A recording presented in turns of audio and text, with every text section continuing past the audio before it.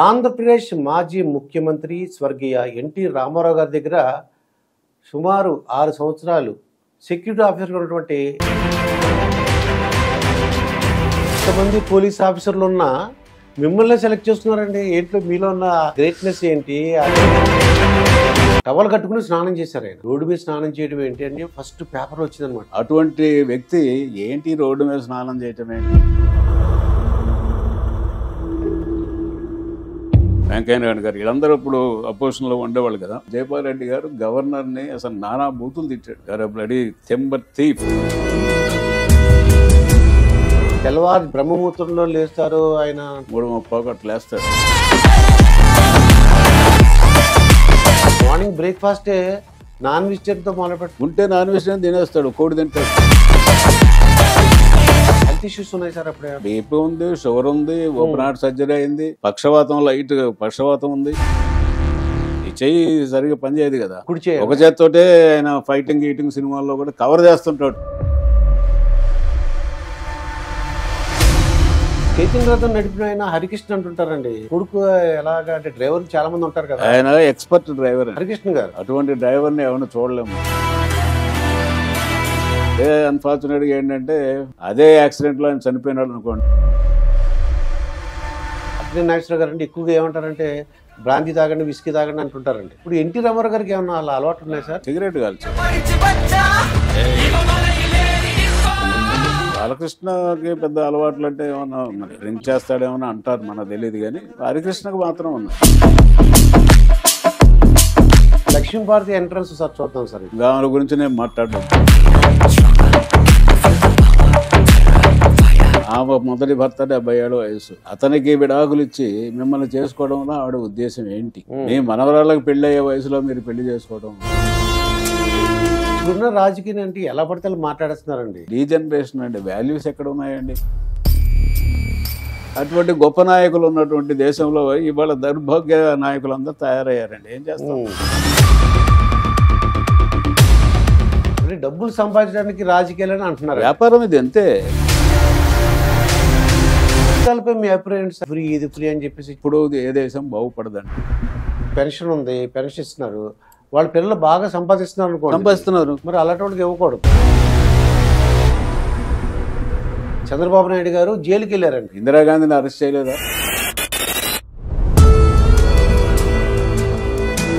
Public కూడా అందరూ కూడా భయపడుతున్నారు. రాజకీయ నాయకులు అంటే భయపడుతున్నారు. నువ్వు డబ్బు తీసుకుని ఓటేసినప్పుడు ఎన్టీ రామారావు గారి వర్ధన సందర్భంగా జూనియర్ ఎన్టీఆర్ కొన్ని ఫ్లెక్సీలు పెట్టారండి.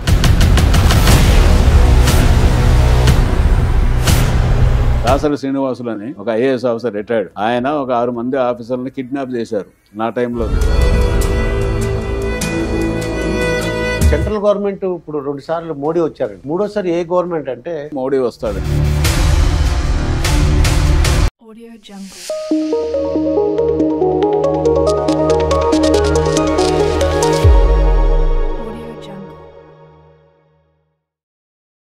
Welcome to our channel. నా పేరు దుర్గాప్రసాద్ మాస్టర్.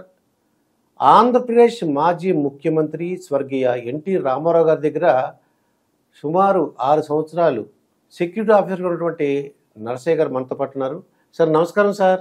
నమస్తే దుర్గాప్రసాద్ గారు. ఎన్టీ రామారావు గారి దగ్గర వర్క్ చేశారంటే ఎంతో అనుభవం ఉండాలని చాలా మంది చెప్పారండి నాకు. ఆయన్ని కన్విన్స్ చేసి ఎలా ఉండాలని చెప్పారు. మీరు సుమారు 6 సంవత్సరాలు పనిచేశారు సార్. ఆయన గురించి మీరు బాగా తెలుసు. అసలు మీరు ఎడ్యుకేషన్ అయిపోయిన తర్వాత అసలు ఏ డిపార్ట్మెంట్లో జాయిన్ అయ్యారు సార్? ఉద్యోగం ఎక్కడి నుంచి స్టార్ట్ చేశారు? ఎంఏ అయిపోయిన తర్వాత పాలిటిక్స్ లెక్చరర్ కాదు ఆయన చీరాల్లో విఆర్ఎస్ కాలేజీలో ఒక 5 years చిల్లర పనిచేసిన తర్వాత గ్రూప్ 1 సర్వీసెస్కి అపేర్ కావడం, సెలక్షన్ రావడం జరిగింది. ఫస్ట్ డిఎస్పీగా సెలెక్ట్ అయ్యాను. ఆ తర్వాత నేషనల్ పోలీస్ అకాడమీలో డైరెక్ట్ ఐపీఎస్ వాళ్ళతో పాటు మాకు సేమ్ ట్రైనింగ్, సేమ్ ఎగ్జామినేషన్స్ అన్నీ జరిగిన తర్వాత first posting regular posting Kurnool. Okay. కర్నూలులో ఒక 2.5 years చేశాను. ఆ తర్వాత తిరుపతిలో ఒక 2.5 years చేశాను. ఆ తర్వాత తిరుపతి నుంచి ఎన్టీఆర్ గారి దగ్గరికి చీఫ్ సెక్యూరిటీ ఆఫీసర్గా వచ్చాను. ఆ తర్వాత కంటిన్యూ అయ్యాను. ఆయన 89 డిసెంబర్లో ఓడిపోయి అంతవరకు ఆయనతో ఉన్నాను. 84 నుంచి 85 డిసెంబర్ వరకు, సుమారుగా 5.5 years. ఇంతమంది పోలీస్ ఆఫీసర్లు ఉన్నా మిమ్మల్ని సెలెక్ట్ చేస్తున్నారండి. ఏంటో మీలో ఉన్న ఏంటి ఆ గ్రేట్నెస్ ఏంటి? అది ఏ విధంగా ఎన్టీఆర్ గారు గుర్తించారు మిమ్మల్ని? ఎన్టీఆర్ గారు గుర్తించడం కాదు, డిపార్ట్మెంట్ వాళ్ళు, డీజీపీ, అప్పుడున్న ఐజీ ఇంటెలిజెన్స్ వాళ్ళంతా నిర్ణయించారు. కారణం ఏంటుందంటే, నేను తిరుపతిలో పనిచేసేటప్పుడు ఆయన 83లో ఎలక్షన్లో తిరుపతి నుంచి కంటెస్ట్ చేశాడు ఎన్టీఆర్. తిరుపతి అండ్ గుడివాడ 2 చోట్ల నుంచి కంటెస్ట్ చేశాడు. ఆ తిరుపతి ఎలక్షన్ని నేను కండక్ట్ చేయాల్సిన పరిస్థితి వచ్చింది అప్పుడు. తర్వాత ఆయన 83 January 3 అంటే last day for electioneering, Congress candidate తరఫున ఆనాటి ప్రధానమంత్రి ఇందిరాగాంధీ గారు తిరుపతి వచ్చారు. ఈయన as candidate last day for campaigning కాబట్టి ఈయన కూడా తిరుపతి వచ్చాడు. సో ఆయన ముందే అంటే ఇద్దరు విఐపీలు, ఎన్టీఆర్ యాజ్ అ క్యాండిడేట్, అటు ప్రైమ్ మినిస్టర్ ఇందిరాగాంధీ, అగరాల ఈశ్వర్రెడ్డి గారని కాంగ్రెస్ క్యాండిడేట్గా స్పీకర్, ఆనాటి స్పీకర్ ఉండేవాడు. అప్పుడు ఎన్టీఆర్ని ముందే ఆయన 8:30కి ఆయన ఫ్లైట్లో తిరుపతి వస్తే మా ఆఫీసర్ని పంపించేసి, తిరుపతిలో ప్రైమ్ మినిస్టర్ గారి ప్రోగ్రామ్స్ ఉన్నాయి, 12:30 వరకు ఉంటుంది, మీరు చుట్టుపక్కల గ్రామాలు పర్యటించుకొని తర్వాత సిటీలోకి రండి, ఈ లోపల ప్రైమ్ మినిస్టర్ గారి ప్రోగ్రాం అయిపోతుంది, ఎందుకంటే ఆ రోజున 3 గంటలకి క్యాంపెయినింగ్ క్లోజ్ కావాలి చెప్తే ఆయన వెంటనే అగ్రీడ్. పోయి చుట్టుపక్కల గ్రామాలన్నిటికీ తిరిగి వచ్చేసి, అక్కడ రాయల్ చెరువు రోడ్డు అని ఒకటి ఉంది, రైల్వే స్టేషన్ దాటంగానే ఆ రోడ్ నుంచి వస్తే తిరుపతి మెయిన్ రోడ్లోకి కనెక్షన్ అనమాట అది. అక్కడికి వచ్చిన తర్వాత ఫస్ట్ టైము ఎన్టీఆర్తో ముఖాముఖిగా మాట్లాడటం నేను. ఓ, అదే మొట్టమొదటిసారి. అక్కడే పోయి ఆయన చైతన్య రథం మీద కూర్చొని అక్కడికి వచ్చాడు. సార్, ప్రైమ్ మినిస్టర్ గారు ఊళ్ళో ఉంది, యూనివర్సిటీలో ప్రోగ్రాం అయిపోయి ఇప్పుడు ఆమె పబ్లిక్ మీటింగ్కు ఊరేగింపుగా వస్తూ ఉంది. అంటే ఇప్పుడు డిఎస్పీ ర్యాంక్ అండి? DSP rank. DSP rank. మీరు ఆవిడ ఈ కామన్ రోడ్డు దాటేంత వరకు మీరు దయచేసి ఇక్కడ వెయిట్ చేయాలా అని చెప్పాం. చెప్తే ఆయన ఎంత మ్యాగ్నానిమస్గా మాట్లాడారంటే, no problem young man, prime minister is prime minister, we must give utmost respect to the prime minister, I will wait till you give clearance, I will wait here అని చెప్పాడు. బా, ఎంత గొప్ప మనస్తత్వం అయిందని అనుకున్నాను, ఫస్ట్ ఇంప్రెషన్ అది. ఆ తర్వాత ప్రైమ్ మినిస్టర్ గారి ప్రోగ్రాము కంటిన్యూ అవుతూ ఉంది. ఆ కామన్ రోడ్డు దాటి ఇక్కడ భీమాస్ హోటల్ అని మున్సిపల్ ఆఫీసు అవన్నీ ఉన్నాయి, అవి దాటిన తర్వాత ఈయన్ని అలౌ చేయాలి ఓకే సిటీలోకి. అది దాటిన తర్వాత ఆయనకి సిగ్నల్ ఇచ్చాం, ఆయన బయలుదేరాడు. ప్రైమ్ మినిస్టర్ గారి ప్రోగ్రాం అప్పుడు అలిపిరి దగ్గర ఒక హై స్కూల్ గ్రౌండ్స్లో పెట్టారు. ఈయన ప్రోగ్రాం ఏమో municipal office back side Korlagunta అనే ఏరియా ఉంది, అక్కడ ఓపెన్ ప్లేస్లో అక్కడ పెట్టాము. ఎప్పుడైతే ఎన్టీఆర్ ఊళ్ళోకి వచ్చాడు అనే వార్త వచ్చేసిందో, ఈ అలిపిరి దగ్గర కూడిన 10,000-12,000 మంది జనం సగానికి సగం మంది గోడలు దూకి పరిగెత్తి ఆడవాళ్ళు మగవాళ్ళు అంతా గందరగోళం అయిపోయింది అనమాట. అంటే ఈ ప్రైమ్ మినిస్టర్ మీటింగ్లో వచ్చిన వాళ్ళందరూ పరిగెడేస్తున్నారు, పరిగెత్తుకొని ఎన్టీఆర్ ప్రోగ్రాంకి వస్తున్నారు. అప్పటి వరకు అన్ఫార్చునేట్గా ఇందిరాగాంధీ గారికి ఎన్టీఆర్ ప్రోగ్రాం ఆ రోజున్న సంగతి వీళ్ళు కాంగ్రెస్ నాయకులు చెప్పలే. అది అప్పుడు మరి చంద్రబాబు గారు కూడా మంత్రిగా, కాంగ్రెస్ మంత్రిగా ఆ మీటింగ్లో ఉన్నారు. అప్పుడు ఆవిడకి తెలిసి, ఎన్టీఆర్ క్రౌడ్ పుల్లర్ అని తెలుసు కదా మీకు, ఇదే రోజు ఆయన మీటింగ్ ఉన్నప్పుడు నాకు ఎందుకు చెప్పలేదు, నేను నిన్ననో మొన్నో పెట్టుకునేదాన్ని, లేకపోతే ఎర్లీగా పెట్టుకుని కంప్లీట్ చేసుకొని పోయేదాన్ని కదా అనే ధరలో కొద్దిగా కోపడినారని తెలిసింది మాకు. సరే, ఏదైనా కానీ పీస్ఫుల్గా అయిపోయింది. ఎంత టెన్షన్ పడ్డారంటే ఆ రోజున డీజీపీ ఆనందరామన్ గారు అనే గ్రేట్ ఆఫీసర్, ఆయన నాతో మాట్లాడాడు, నా వైఫ్తో మాట్లాడాడు, నా ఆర్డర్లతో మాట్లాడాడు, నా డ్రైవర్తో మాట్లాడాడు, సార్ ఎట్లా ఉంది బాబు, ఎట్లా ఉంది పరిస్థితి, ఎట్లా ఉంది తిరుపతిలో, అటు ఎన్టీఆర్ క్రౌడ్ పుల్లరు, ఇటు ప్రైమ్ మినిస్టరు. అంటే ఏం లేదు సార్, బాగుంది, మా సార్ అంతా జాగ్రత్త చూసుకుంటున్నారు, అంతా సిటీలో తిరుగుతున్నాడు అని చెప్పేశారు. సరే, ఎలక్షన్లు అయిపోయినాయి. ఎలక్షన్ అయిపోయిన తర్వాత ఆయన సీఎంగా ఎన్టీఆర్ వచ్చారు. జనవరి 9వ తారీఖు అనుకుంటా, 1 year 84 జనవరిలో లాల్ బహదూర్ స్టేడియంలో 1 year యానివర్సరీ జరుపుకుంటామంటే ఈ మల్లెల బాబ్జీ అని ఒక ఫ్యాన్, అవునండి. అతను గుంటూరు అతను, వాడి మన తాగిన నిషాలో ఈయన ఏదో కత్తితో పోవడానికి ప్రయత్నం చేశాడని, అప్పుడు వేరే వాళ్ళంతా సెక్యూరిటీ ఆఫీసర్లు ఉన్నారు. ఆ తర్వాత అతను పట్టుకోవడం అదంతా జరిగిపోయింది. ఇది అయిన తర్వాత డీజీపీ అప్పుడు ఎరాడి గారు అని ఉండేవాడు, కేరళ ఆయన. తర్వాత ఐజీ ఇంటెలిజెన్స్ అప్పారావు గారు ఉండేవాడు. తర్వాత చంద్రబాబు ఇప్పటికే పార్టీలో చేరాడు. తర్వాత ఇంకా ఫ్యామిలీ మెంబర్స్ అందరూ కూర్చొని ఈయన సెక్యూరిటీ ప్రాబ్లం అయిపోయింది, ఎన్టీఆర్ సెక్యూరిటీ, ఎక్కడికి పోయినా లక్షల మంది జనం వస్తున్నారు, కాళ్ళమే పడుతున్నారు. కాళ్ళమే పడేవాడు భక్తితో పడుతున్నాడో కాళ్ళు లాగడానికి పడుతున్నాడో తెలియదు. అటువంటి పరిస్థితుల్లో కొంచెం కష్టపడే మనస్తత్వం ఉన్నటువంటి మనిషి, ఒళ్ళు దాచుకోకుండా పనిచేసేటువంటి మనిషి కావాలి. ఎవరు ఎవరు ఎవరు అనుకుంటే ఎందుకు నన్ను నిర్ణయించుకున్నారో నాకైతే తెలియదు. నాకు ఒకరోజు టెలిగ్రామ్ వచ్చింది, ప్రాబ్లీ February 18 84లో, come and report immediately before DGP. సరే ఫ్లైట్లో పడి వచ్చేసాను, సాయంత్రం 4 గంటలకు రిపోర్ట్ చేశాను. నా తెలియదయా ఎందుకు పిలిచారు, నువ్వు పోయి మీ ఐజీ ఇంటెలిజెన్స్ కలుగు అన్నాడు ఆయన, రెడ్డి గారు. సరే ఐజీ ఇంటెలిజెన్స్ దగ్గరికి వచ్చిన అప్పారావు గారు, నువ్వు సీఎం సెక్యూరిటీ ఆఫీసర్గా జాయిన్ అవ్వాలయా అన్నాడు డైరెక్ట్గా. సార్ అది చాలా పెద్ద పోస్ట్, అది పైరవీలు చేసుకునే వాళ్ళకి, డబ్బులు సంపాదించుకునే వాళ్ళకి అటువంటి పోస్టులు కావాలి, నాకు అక్కర్లేదు సార్. నేనేదో గౌరవంగా లెక్చరర్గా 10 మందితో నమస్కారాలు పెట్టించుకొని వచ్చినటువంటి వాడిని, ముందు కనుక డైరెక్ట్గా పోలీసు వాడిని ఉంటే పరిస్థితి వేరుగా ఉండేదేమో. నేను ఒక రకమైన ఫీల్డ్ నుంచి వచ్చాను కాబట్టి నాకు అలాంటి అంత ఇష్టం ఉండదు సార్. అది టీచింగ్ ఫీల్డ్ నుంచి వచ్చినందుకు వచ్చాను కాబట్టి ఆయన, అరే గవర్నమెంట్ నిర్ణయించుకున్న తర్వాత నువ్వు కాదంటాను, నువ్వెవరయ్యా అని చెప్పి ఆయన గట్టిగా మాట్లాడి, ఎర్లీ మార్నింగ్ 4:35కు మనం ఎన్టీఆర్ని కలుద్దాం అబిడ్స్లో, రమ్మండి అని. సరే తప్పేదేమో ఇంకా. సరే వెళ్ళాం. వెళ్ళిన తర్వాత ఇటువంటి రూము ఫస్ట్ ఫ్లోర్లో, మంచి తెల్లటి వస్త్రాలు, సాంబ్రాణి పొగ, అటు బాలకృష్ణ ఇటు చంద్రబాబు వీళ్ళంతా కూర్చొని ఉన్నారు. నాకు చూడంగానే ఎంత పవిత్రంగా ఉందిరా ఈ రూము, ఈ సుగంధం, ఈ వ్యవహారం, అది అట్లా అనిపించింది. చేసి నమస్కారం సార్ అని. బ్రదర్ నిన్ను ఎక్కడో చూసినట్టుగా ఉంది అన్నాడు ఫస్ట్ డైలాగ్. అది అంటే మనం రేపైనా తెలుస్తుంది కదా అని, తిరుపతిలో మొన్న ఇందిరాగాంధీ వచ్చినప్పుడు మిమ్మల్ని ఆపాను కదా సార్ రైల్వే స్టేషన్ దగ్గర, ప్రోగ్రామ్ చూసాక, ఎస్ రేపు మంచి రోజే, రేపు జాయిన్ అవ్వండి అన్నాడు. ఇంకా రెండో మాట లేదు. అది సార్ కొద్దిగా ప్రాబ్లమ్స్ ఉన్నాయి, ఫిబ్రవరి కదా, పిల్లలు చిన్నపిల్లలు తిరుపతిలో చదువుకుంటున్నారు, మరి మార్చి లోపల అయితే వాళ్ళకి టీసీలు ఇవ్వరు, ఇక్కడేమో సీట్లు దొరకవు, ఇబ్బందులు కొన్ని ఉన్నాయి సార్ అన్న. నువ్వు అవన్నీ చూసుకోవా, మీ డీజీపీ మీరంతా చూసుకోండి, నాకు తెలీదు అనేసాడు. సరే వీళ్ళేమో నీకు కోరుకున్న స్కూల్లో సీట్లు ఇప్పిస్తాం ఇదని మాట్లాడారు. తర్వాత ఎవరు పట్టించుకోలేదు అనుకోండి, అది వేరే వ్యవహారం. సరిగా తప్పనిసరిగా జాయిన్ అయ్యాను.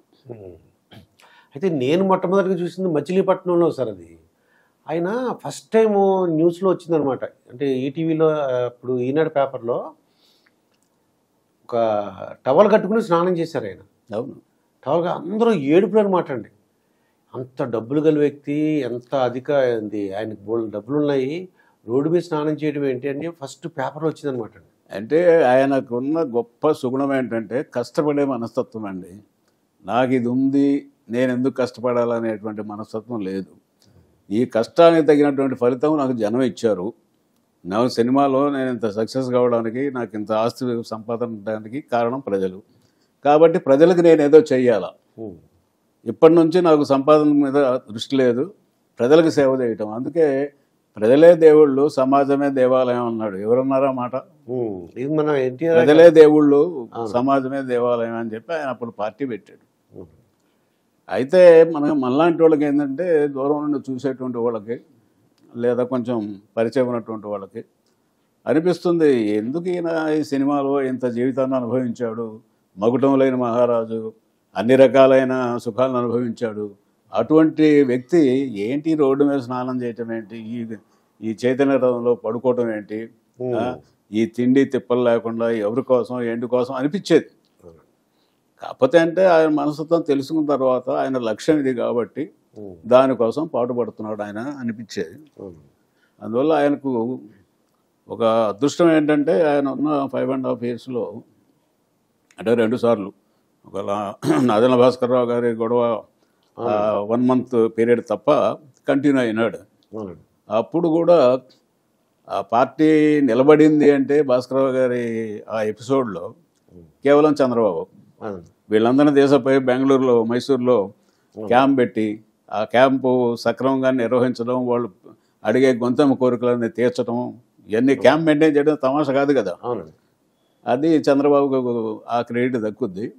ఆ తర్వాత అయితే ఏంటంటే ఒక్కోసారి ఆయన నిర్ణయాలు, ఆయన మనసు చాలా శుతిమెత్తని మనసు, ఎప్పుడు కూడా ప్రజల సంక్షేమాన్ని దృష్టిలో పెట్టుకుంటాడు. కాకపోతే పరిపాలన అనుభవం లేదు ఆయనకి, రాజకీయ అనుభవం లేదు. ఆయన మంచి ఆలోచన ఉంది, ఏదో చెయ్యాలా ప్రజలకు నేను చెయ్యాలా అనేటువంటి ఆలోచన ఉంది. దానికి తగ్గట్టుగా ఆనాడు మంచి ఆఫీసర్లు దొరికారు ఆయనకి. రాఘవేంద్రరావు గారు కానీ, టీవీ ప్రసాద్ గారు కానీ, టిఆర్ ప్రసాద్ గారు కానీ, మిగిలిన ఆఫీసర్లు కూడా దొరగారు పోలీసులో కానీ మంచి ఆఫీసర్లు దొరికారు. ఆయనకు మంచి పేరు వచ్చింది. అయితే ఒక్కసారి ఈ నాదెండ్ల భాస్కర్ గారి ఎపిసోడ్లో ఆయన అంటే అమెరికా వెళ్ళారు సార్. ఆయన అమెరికా వెళ్ళినప్పుడు హార్ట్ ఆపరేషన్ జరిగింది. అప్పుడు ప్రజల్లో తిరుగుబాటు వచ్చిందండి. అంటే అప్పుడు జరిగింది ఏంటంటే గ్రూపులు వచ్చినాయండి. భాస్కరరావు గారు నేను అనుకోవడం ఆయన ఏదో నేను తీసేసి ఆయన ముఖ్యమంత్రి వెంటనే కావాలని అన్నాడు అనుకోండి, నేను అనుకోను. బట్ గ్రూపులు వచ్చేసినాయి. అప్పుడు ఉపేంద్ర ఉండేవాళ్ళు, చంద్రబాబు, వీళ్ళందరూ, తర్వాత ఇటేమో భాస్కరరావు గారు. మొత్తం మీద భాస్కరరావు గారి మీద లేనిపోని అన్నీ వాళ్ళు చెప్పడం ఏదో జరిగింది. ఈయన ఓపెన్ హార్ట్ సర్జరీ చేయించుకోవడానికి అమెరికా వెళ్ళాడు. వాస్తవానికి నేను వెళ్ళాలి ఆయనతోటి అమెరికాకు, కానీ మా ఐజీ ఇంటెలిజెన్స్ ఆయన అప్పారావు గారు వెళ్ళారు. ఇక్కడంతా గూడు పుట్టాలు జరుగుతూ ఉన్నాయి. ఆయన్ని రిసీవ్ చేసుకోవడానికి బాంబే ఎయిర్పోర్ట్కు పోయా నేను.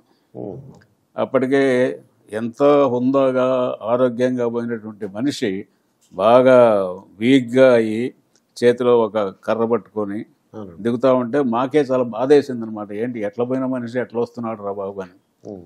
అప్పుడు చెప్పాము, ఇట్లా గూడు పుట్టాలు జరుగుతున్నాయి అని చెప్పాము.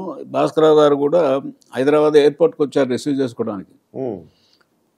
ఓపెన్ టాప్ జీప్లో ఈయన ఎక్కి వచ్చేసాడు. వచ్చేసిన తర్వాత ఇంటికి వచ్చిన తర్వాత ఈయనకు మరి ఏమేమి చెప్పారో మొత్తం మీద ఆయన్ని తీసేయమని, మంత్రివర్గాన్ని తీసేయమని చెప్పి గవర్నర్ గారికి సిఫారసు చేయటం ఆయన. అది తెలిసి ఆయన రాజీనామా చేయటం. ఆ తర్వాత సరే రాజకీయంగా రామ్లాల్ గవర్నర్గా ఉండి సరే రాజకీయంగా అన్ఫార్చునేట్గా ఏంటంటే ఇండియన్ కాన్స్టిట్యూషన్లో to the satisfaction of the governor అని వర్డింగ్ ఉంటుంది. ఎమ్మెల్యేనా కాదా, దుర్గాప్రసాద, నరసయ్య, పుల్లయ్య అనేది తెలియదు వాళ్ళకి. నిలబడ్డ వాళ్ళందరూ ఎమ్మెల్యేల కిందనే లెక్క. లేకపోయినా ఎవడెక్కడ లేకపోయినా కూడా ఐఎమ్ సాటిస్ఫైడ్ అంటాడు గవర్నర్. అట్లా జరిగింది అది. వీళ్ళు తెల్లవారి నాదెండ్ల భాస్కరరావు గారిని ప్రమాణ స్వీకారం చేపిస్తారని అనగా రాత్రిపూట 12-1 గంట ప్రాంతానికి నాకు ఇన్ఫర్మేషన్ వచ్చి నేను ముషిరాబాద్ స్టూడియోకి పోయి అక్కడ వీళ్ళందరూ ఉన్నారు, ఎమ్మెల్యేలు అందరూ ఉన్నారు. పోయి చెప్పాం ఇది పరిస్థితి, రేపొద్దున ప్రమాణ స్వీకారం చేస్తున్నారని. మా దగ్గర ఎంతమంది ఎమ్మెల్యేలు ఉంటే ఎట్లా చేస్తారా వాళ్ళకు? ఇక్కడ ఉన్నారు, ఇక్కడ జనం ఉంటాం కాదుగా, ఊళ్ళో హెడ్ కౌంట్ ఎవడు చేయట్లేదు కదా. ఆయన ఓకే, ఇప్పుడు ఇందిరాగాంధీ ప్రభావంతో ఒకటి రామలాల్ అట్లా చేశాడు, అందరికీ తెలిసిన వ్యవహారం అది. సో నీకు ప్రభుత్వం పోతుందండి, పోయిన తర్వాత ఇంకా మీరు చేసేది ఏముంది అని అంతం చెప్పాము. చెప్తే నమ్మలేదు వాళ్ళు. తర్వాత ఎర్లీ మార్నింగ్ 5కో 6కో వెంకయ్యనాయుడు గారు వచ్చారు ముషిరాబాద్ స్టూడియోకి. ఆయన చెప్పాడు 9ంటికి ప్రమాణ స్వీకారం అవుతా ఉంది. అప్పుడు నమ్మారు. ఇక జనాన్ని అందరినీ అంటేసేసుకొని మన రాజభవన్ గేటు ముందు బైఠాయింపు చేశారు, ధర్నా చేశారు. ధర్నా చేసినా కూడా అతను లెక్క చేయలేదుగా. అప్పుడు చనిపోయి ఎక్కడ ఉన్నాడు మహానుభావుడు జైపాల్ రెడ్డి గారు, వెంకయ్యనాయుడు గారు, వీళ్ళందరూ ఇప్పుడు అపోజిషన్లో ఉండేవాళ్ళు కదా. జైపాల్ రెడ్డి గారు గవర్నర్ని అసలు నానా బూతులు తిట్టాడు.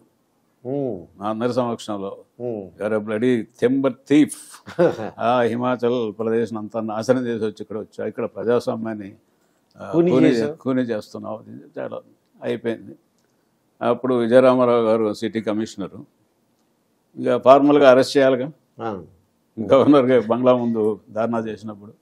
అప్పుడు ఎన్టీఆర్ని కూడా అందరినీ అరెస్ట్ చేసి తీసుకుపోయి కంట్రోల్ రూమ్లో పెడితే ఇంక అప్పుడు నేను చెప్పాను ఆయనకు, సార్ ఇక్కడ ఉంటే మీ ఎమ్మెల్యేలు దొరకరు, ఏదో ప్రలోభాలు లొంగుతారుగా, భయపడవచ్చు, ఇంకోటి కావచ్చు, ఏదైనా కావచ్చు, మీరు ఏదైనా క్యాంప్ పెట్టుకోండి ఎక్కడన్నా, మళ్ళీ అసెంబ్లీ 1 month ఎంతో వాడికి టైం ఇస్తారు కదా మెజార్టీ ప్రూవ్ చేసుకోవడానికి అని చెప్పి చెప్పడం జరిగింది.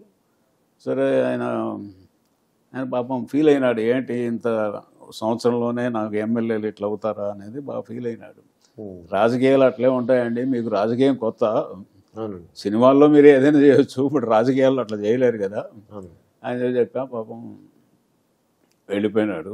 వెళ్ళిపోయిన తర్వాత ఇక చరిత్ర మైసూరులో నంది హిల్స్లో వీళ్ళందరినీ పెట్టుకోవడం.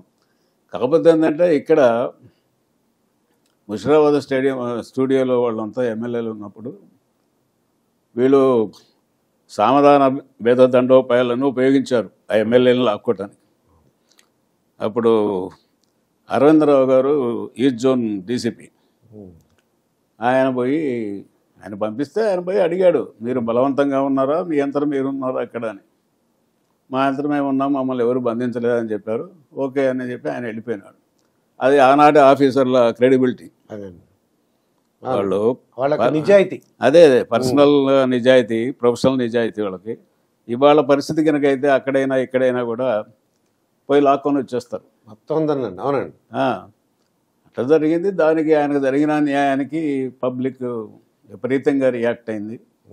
ఆ దెబ్బకు గవర్నమెంట్ అంతా పవర్ఫుల్ ప్రైమ్ మినిస్టర్ ఇందిరాగాంధీ కూడా దిగొచ్చేసి మళ్ళీ ఇవన్నీ విదిన్ 1 month రిస్టోర్ చేశారు. ఆ 1 month గ్యాప్లో నేను మామూలుగా ఆఫీస్కి వెళ్ళిపోయాను. ఈయన దిగిపోయిన తర్వాత మళ్ళా ప్రమాణ స్వీకారం అయిన తర్వాత మళ్ళా డీజీపీ ఆర్డర్ ఇచ్చాడు, మళ్ళీ పోయి జాయిన్ అయినా. అయితే అక్కడ ప్రజలు తిరుగుబాటు ఉందండి. ఈ రోజుల్లో అయితే మనం చాలా రాష్ట్రాలు చూస్తున్నాం అన్నమాట అండి. పోలీస్ ఆఫీసర్లు వెళ్ళిపోతారు, వెళ్ళి వాళ్ళందరూ బయటకు తీసుకొచ్చేస్తారండి.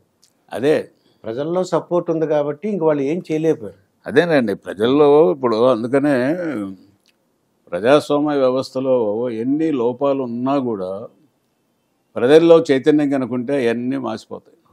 ప్రజల్లో చైతన్యం లేనప్పుడు నాయకులు, రాజకీయ నాయకులు లేదా అధికారులు వాళ్ళు ఇష్టం వచ్చినట్టుగా చేసినా కూడా, ప్రజల హక్కులకి పూర్తిగా భంగం కలిగినా కూడా ఎటువంటి రియాక్షన్ రాకపోతే ఆ ప్రజాస్వామ్యం మనుగడదు, ఉండదు. ఇప్పుడు ప్రజలు ఎలా ఉన్నారంటే నాకు తెలిసినంత వరకు వాళ్ళ పనులు చేసుకుంటున్నారు అంతే. ఇప్పుడు షిండే కానీ అక్కడ మహారాష్ట్రలో జరిగింది మార్పు, చాలా రాష్ట్రాలు జరుగుతుంటుంది. ఎవరు ప్రజలు పట్టించుకోరు, ఇంకా వాళ్ళ పనే చేసుకుంటుంటారు. పట్టించుకోరు అంటే అది చైతన్య స్థాయి లేకపోవడం అండి. అప్పుడు ఎన్టీ రామారావు మీద సినిమాలు చూశారు కాబట్టి మంచి గౌరవం ఉంది. సినిమాలు ఒకటనే కాదు, అంత మెజార్టీ ఉన్నటువంటి నాయకుడిని అన్యాయంగా తీసేశారు, అది జనంలోకి వెళ్ళిపోయింది. అది అయితే ఆయన ఏం చిన్న చిన్న పొరపాట్లు చేసినట్టు కనిపిస్తుంటుందండి. ఒకసారి వాళ్ళు ఏం చేశారంటే, ఒక మామిడిపల్లి వెంకట్రావు గారిని ఒక ఆయన అనమాట, ఆయన అది ఏసీటీఓ సడన్గా 55కి రిటైర్మెంట్ అన్నాడండి ఆయన సడన్గా. అదే కొన్ని పొరపాట్ల వల్ల ఆయన 89లో ఓడిపోయింది. ఆమె మ్యారేజ్ ఉంది అన్ని పెట్టుకుని ఉంటే సడన్ రిటైర్మెంట్ కాదు. ఇప్పుడు కొంతమంది ఏం చెప్పారంటే, ఆయన్ని చెప్పాను, పిల్లవాడి మనస్తత్వం అయింది, క్రూయల్ మెంటాలిటీ కాదు మనిషికి, ఏదో చేయాలో తప్పు చేయాలో వాడిని అణకదొక్కాలో ఈయన చేయాలో అటువంటి ఆలోచనలు లేవు ఆయనకి. ఎవరో చెప్పారు నిరుద్యోగ సమస్య పెరిగిపోతూ ఉంది, మరి వీళ్ళేమో 58 ఏళ్ళు 60 ఏళ్ళ వరకు ఉద్యోగాల్లో ఉంటే మరి పిల్లలకు ఉద్యోగాలు ఏడ నుంచి వస్తాయి, కాబట్టి మీరు ఏజ్ ఆఫ్ రిటైర్మెంట్ని తగ్గించాలి. అది ఐడియా కొంత మంచిదే, కానీ సడన్గా చేయకూడదు అటువంటి దాన్ని. అది రేపు రాబోయే రిక్రూట్మెంట్లో పెట్టండి. ఇప్పుడు ఆల్రెడీ రిక్రూట్మెంట్ ఒక సివిల్ సర్వీస్లో రూల్స్ ఏంటంటే, ఏ మార్పు కూడా సర్వీస్లో ఉన్నటువంటి ఉద్యోగికి నష్టం కలిగే విధంగా చేయకూడదు. అది basic principle conduct, civil service conduct rules. నీకు ఏజ్ ఆఫ్ రిటైర్మెంట్ కానీ జీతాలు తగ్గించడం కానీ ఇంకోటి కానీ అవి చేయకూడదు. రాబోయే రిక్రూట్మెంట్లో ఓకే నువ్వు 50 అయిందని పెట్టు, 56 పెట్టు, పర్వాలేదు. కాబట్టి వీళ్ళు చెప్పిన మాట విని ఆయన పాపం దాన్ని తీసేటప్పటికి ఒక సెక్షన్ ఆఫ్ పీపుల్ బాగా ఎఫెక్ట్ అయ్యారు. తర్వాత కోర్టులో కేసు ఇదైపోయింది, మళ్ళీ వాళ్ళకి బెనిఫిట్స్ అంతా ఇవ్వాల్సి వచ్చింది, ఆర్థికంగా దెబ్బతిన్నారు అప్పుడు. సో అటువంటి కొన్ని పొరపాట్లు. అట్లాగే బడ్జెట్ లీక్ అయిందని చెప్పి ఎవరో ఒక ఆయన, లేని వాడి పేరు చెప్పడం అనవసరం అనుకోండి, ఆయన చెప్పాడు ఇది చాలా తప్పండి, బడ్జెట్ లీక్ అయింది, ఇది గవర్నమెంట్కి వ్యతిరేకం, మినిస్టర్లు అందరూ రిజైన్ చేయాలా, అది ఇది కూర్చొని ఏదో మాట్లాడారు. ఒకసారి చెప్పినట్టు నాకు పేరు చెప్పినట్టు జ్ఞాపకం చెప్పానులేండి, కానీ అయిపోయింది ఎందుకు. కానీ మేము ఇప్పుడు చాలా వరకు కన్విన్స్ చేయడానికి ప్రయత్నం చేసాం. సార్ బడ్జెట్ అంత పెద్ద సీక్రెసీ ఏముంది అందులో, ఈ హెడ్ ఆఫ్ అకౌంట్ నుంచి రెవెన్యూ నుంచి 10 కోట్లు తగ్గించండి, లేకపోతే సోషల్ వెల్ఫేర్లో 10 కోట్లు పెంచండి, ఇంకో దానిలో తగ్గించండి, ఇంకో దానిలో పెంచండి, అటు ఇటు జంబ్లింగ్ చేయండి. జంబ్లింగ్ చేస్తే నీకు ఫైనల్గా ఫిగర్ ఒక రకమే ఉంటుంది, లేకపోతే కొద్దిగా 10 కోట్లు తగ్గడమో పెరగడం జరుగుద్ది. ఇంకా లీకేజ్ ఏముంది అందులో, పేపర్లలో కూడా వస్తూనే ఉంటాయి కదా, పలానా రెవెన్యూ డిపార్ట్మెంట్కి ఎక్కువ ఇస్తున్నారు, లేకపోతే పోలీసుకి ఎక్కువ ఇస్తున్నారని వస్తూనే ఉంటాయి. అటువంటి దాని పెద్ద లీకేజ్ ఏముందండి అంటే ఆయన కన్విన్స్ కావాలా.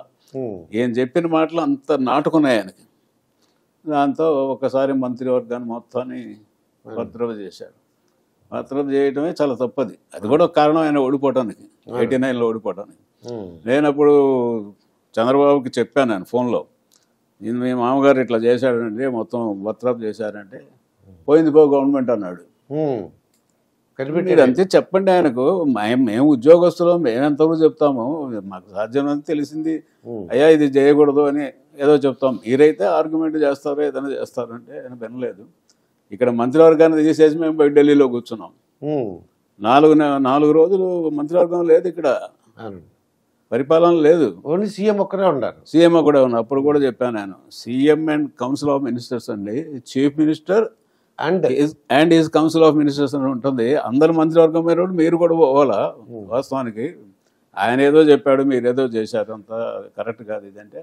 అప్పుడు కొత్త మంత్రివర్గాన్ని అక్కడే తయారు చేసుకొని ఢిల్లీలో వచ్చేసి మళ్ళీ ప్రమాణ స్వీకారం చేయించారు.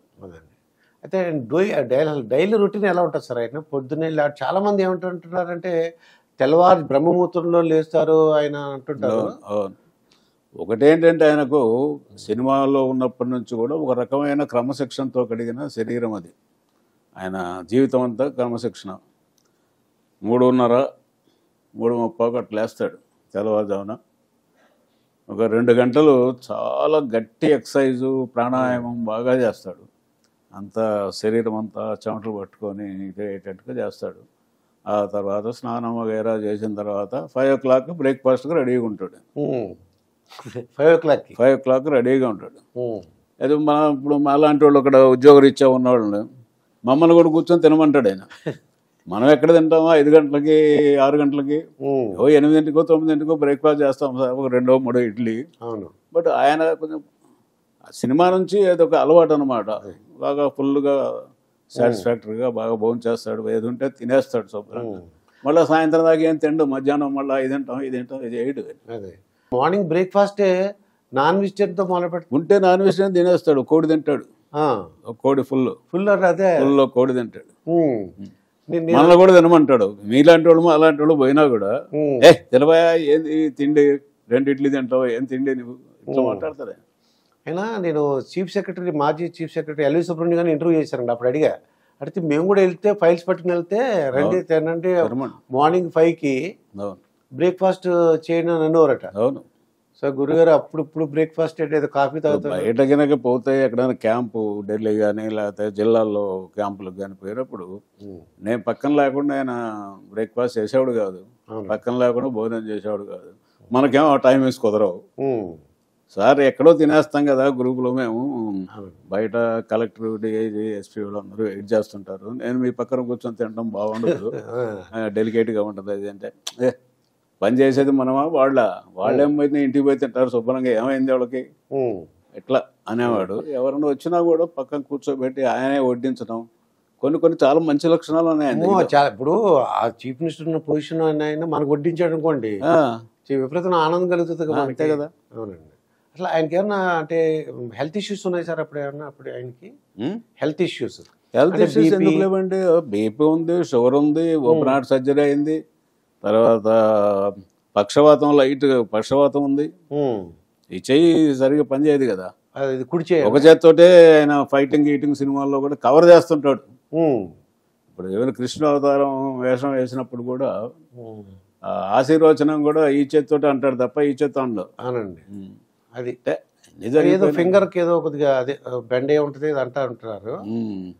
అప్పుడు ఏదో షూటింగ్ లో బండి చక్రం మీద ఎక్కింది దీని మీదకి. అయితే హెల్త్ ఇష్యూస్ ఉన్నా సరే ఉన్నాయి. ఈ వెన్న నెయ్యి ఫుడ్ రిస్ట్రిక్షన్ లేదు. అబ్బో మనం ఇప్పుడు షుగర్ ఉందనుకో, షుగర్ లేకుండా వితౌట్ షుగర్ కాఫీ తాగుతాం మనం. ఆయనకు అదేం లేదు, శుభ్రంగా ఏదైనా తినేస్తాడు. ఫుడ్ అది ఇదే. ఇంకా ఆయన ఇప్పుడు ఒకసారి ఆ ఫ్యామిలీ విషయాలు చూసాను అనుకోండి సార్, ఆయన పిల్లలు ఎవరికి తెలియదండి. మాకు ఎన్టీ రామారావు గారు తెలుసు కానీ తెలియదు. ఇప్పుడు ఆయన కుటుంబ సభ్యులను ఎప్పుడు కూడా రాజకీయాల్లోకి తీసుకురావాలని అనుకోలేదు, ప్లస్ అలౌ చేయలేదు. అసలు ఆ పిల్లలు కూడా ఎవరు మేము రాజకీయాల్లో జోక్యం చేసుకోవాలనో, లేకపోతే పైరవీలు చేయాలనో, వాడి కాంట్రాక్ట్ ఇప్పించాలో, వీడికి ట్రాన్స్ఫర్ చేయించాలో, ఇటువంటి పనులు ఎప్పుడు సెక్రటరియట్ గేటుకు రాలేదు కదా పాపం వాళ్ళు. ఎవరు కూడా, ఏ కొడుకు కూడా, కూతుర్లు కానీ ఎవరు కూడా. ఇప్పుడు పురంధరేశ్వర గారు అంటే ఇప్పుడు రాజకీయాల్లో కేంద్ర మంత్రిగా చేశారు, కానీ ఇక్కడ కొడుకులు ఎవ్వరు కూడా సెక్రటేరియట్ గేట్లోకి రాలేదు. ఇవాళ ప్రస్తుత రాజకీయాల్లో ఏంటి, ఎమ్మెల్యే ఏంటి, వాడి తమ్ముడు ఏంటి, వాడి బావమరిది ఏంటి, సర్పంచ్ వాడి బావమరిది, ఈడి బావమరిది పెత్తనాలు చేసి కబ్జాలు అన్ని చేసి గందరగోళం చేస్తున్నారు. మరి ఎన్టీఆర్ కొడుకులు అయ్యి ఉండి ఆ స్టేజ్లో ఉండి మరి వాళ్ళు ఎప్పుడు రాజకీయాల్లో జోక్యం చేసుకోలేదు. అవునండి. కానీ మీరు అన్నట్టు ఇప్పుడైతే పరిస్థితి ఆవిడ లేడీ అనుకోండి, వాళ్ళ హస్బెండ్ చూస్తాడు. అవును, హస్బెండే ఎమ్మెల్యేగా ఉంటాడు. అదే ఇప్పుడు మనం మండల వ్యవస్థలో లేదా సర్పంచులు కానీ మండల ప్రెసిడెంట్ కానీ ఎస్సీ ఎస్టీ బీసీలు వీళ్ళ దాంట్లో మగవాళ్ళే కుర్చీల్లో కూర్చుంటున్నారు. ఎవరికేమో పెళ్ళం మండల ప్రెసిడెంట్, మగవాడు కూర్చొని అక్కడ పెత్తనం చేయటం. ఆయన డైరెక్షన్ అదే ప్రజల్లో చైతన్యం లేకపోతే అట్లా ఉంటుందండి. ఇప్పుడు కొద్దిగా బెటర్గా ఉన్నారనుకోండి కొంతమంది లేడీస్ కూడా బాగానే వస్తున్నారు. అయినా ఇంకా కొన్ని చోట్ల ట్రైబల్ ఏరియా కానీ లేకపోతే ఎస్సీలు అక్కడిక్కడ పెత్తందారులే చేస్తూ ఉంటారు. అది పేరుకు వెళ్ళిన అడ్డం పెట్టుకొని వాళ్ళు పెత్తం చేస్తుంటారు. ఇది ఇక ఈ చైతన్య రథం నడిపిన ఆయన హరికృష్ణ అంటుంటారండి. అవును, అది అంటే ఆయన ఎలా ఒప్పుకున్నాడు? కొడుకు ఎలాగా అంటే డ్రైవర్లు చాలా మంది ఉంటారు కదా. ఆయన ఎక్స్పర్ట్ డ్రైవర్ అండి హరికృష్ణ గారు. అటువంటి డ్రైవర్ని ఏమైనా చూడలేము మనం. అట్లాగే ఆయన గవర్నమెంట్ కారు నడిపేది అతను లక్ష్మణ్ అని గవర్నమెంట్ డ్రైవర్. అతను లాంటి డ్రైవర్ నేను గవర్నమెంట్ డ్రైవర్లో నేను చూడలేదు ఇంతవరకు. అట్లాగే ప్రైవేట్ డ్రైవర్స్లో హరికృష్ణ నెంబర్ 1. అయితే అన్ఫార్చునేట్గా ఏంటంటే అదే యాక్సిడెంట్లో ఆయన చనిపోయినాడు అనుకోండి. అదే ఆశ్చర్యం. ఎక్స్పర్ట్ కూడా అంతేనండి, ఫేట్కు దాన్ని ఎవరేం చేయలేము కదా. ఇప్పుడు అప్పుడు కూడా ఆయన డ్రైవ్ చేసినప్పుడు కూడా ఒకసారి చిత్తూరు జిల్లా క్యాంపులో పోతా ఉంటే రాత్రి 8 ఆ ప్రాంతం అయింది.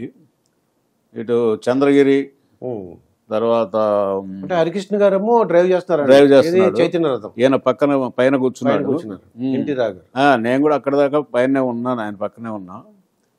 మెయిన్ రోడ్ ఎక్కాం, ఆ నుంచి చిత్తూరు పోవాలి. నర్సయ్య గారు మనకు చిత్తూరు దగ్గరలో ఉంది కదా, మీరు పైలట్ కార్లో కూర్చోండి, మనోళ్ళు ఉన్నారు కదా పైన అన్నాడు. సరే అని చెప్పి పైలట్ కార్లో కూర్చున్నాను. చిత్తూరుకు ఒక 5-6 కిలోమీటర్ల ముందు ఒక రైల్వే ఓవర్ బ్రిడ్జ్ ఉంది. అక్కడ సార్ అక్కడ రైల్వే ఓవర్ బ్రిడ్జ్ ఉంది, మీరు పైన కూర్చున్నారు, ఇక్కడ ఎవరు ఉండరు, మీరు లోపల దిగండి. ఎక్కడా పాపం చుట్టుపక్కల ఊళ్ళోళ్ళంతా వాళ్ళు ఆడవాళ్ళు మగవాళ్ళంతా రోడ్డు మీద వచ్చేసి నిల్చొని ఉన్నారు రాత్రి 8 కూడా. నేను వాళ్ళని కాదని నేను ఎట్లా పోవాలా అని చెప్పి ఆయన పైన కూర్చున్నాడు. సరే పోతా ఉన్నాము. అప్పటికి మా 2 సెక్యూరిటీ ఆఫీసర్లు, 2 ఇన్స్పెక్టర్లు, సార్ తలకాయ వంచండి, ఐరన్ రాడ్ ఇది వస్తూ ఉంది రైలు పట్ట అని చెప్పి వంచాడు. మళ్ళీ వెంటనే పైకి ఎత్తాడు. అది ఒక పట్ట దాటింది, 2వ పట్ట ఫట్టమని శబ్దం వచ్చేసింది. భయం వేసింది మాకు, ఎందుకంటే నేను అంతకుముందు తిరుపతిలో పనిచేసా కదా, నాకు తెలిసి అక్కడ యాక్సిడెంట్ అయినోడు ఎవరు బ్రతకల. ఉమ్. అందులో రాత్రిపూట ఇది ఇనప పట్ట, రైల్వే పట్ట, అది పట్టమని శబ్దం వచ్చింది, బ్లడ్ ఇట్ట కారుతా ఉంది. ఆపేశాం. అది చూసేసి హరికృష్ణ ఏడటం మొదలుపెట్టాడు. నా డ్రైవింగ్లో ఇట్లా జరిగింది, అట్లా జరిగింది. ఉమ్. నీ డ్రైవ్లో జరిగేది ఆ తలకాయ ఉంచుకోమని చెప్తే ఆయన తలకాయ పైకి లేపాడు. రెండోది ఉమ్. అప్పుడు మా వాళ్ళు చెప్తూనే ఉన్నారు పైన. సరే జరిగిందని ఇంకా బండి ఆపితే ఏదో కట్టు ఇట్టు కట్టాము. ఈయన ఏడుస్తూ ఉంటే ఎందుకు ఏడుస్తున్నావు, నీ తప్పేముంది ఇందులో, ఏమైంది ఇప్పుడు అట్లా గట్టిగా అన్నాడు. సరే పోయాం.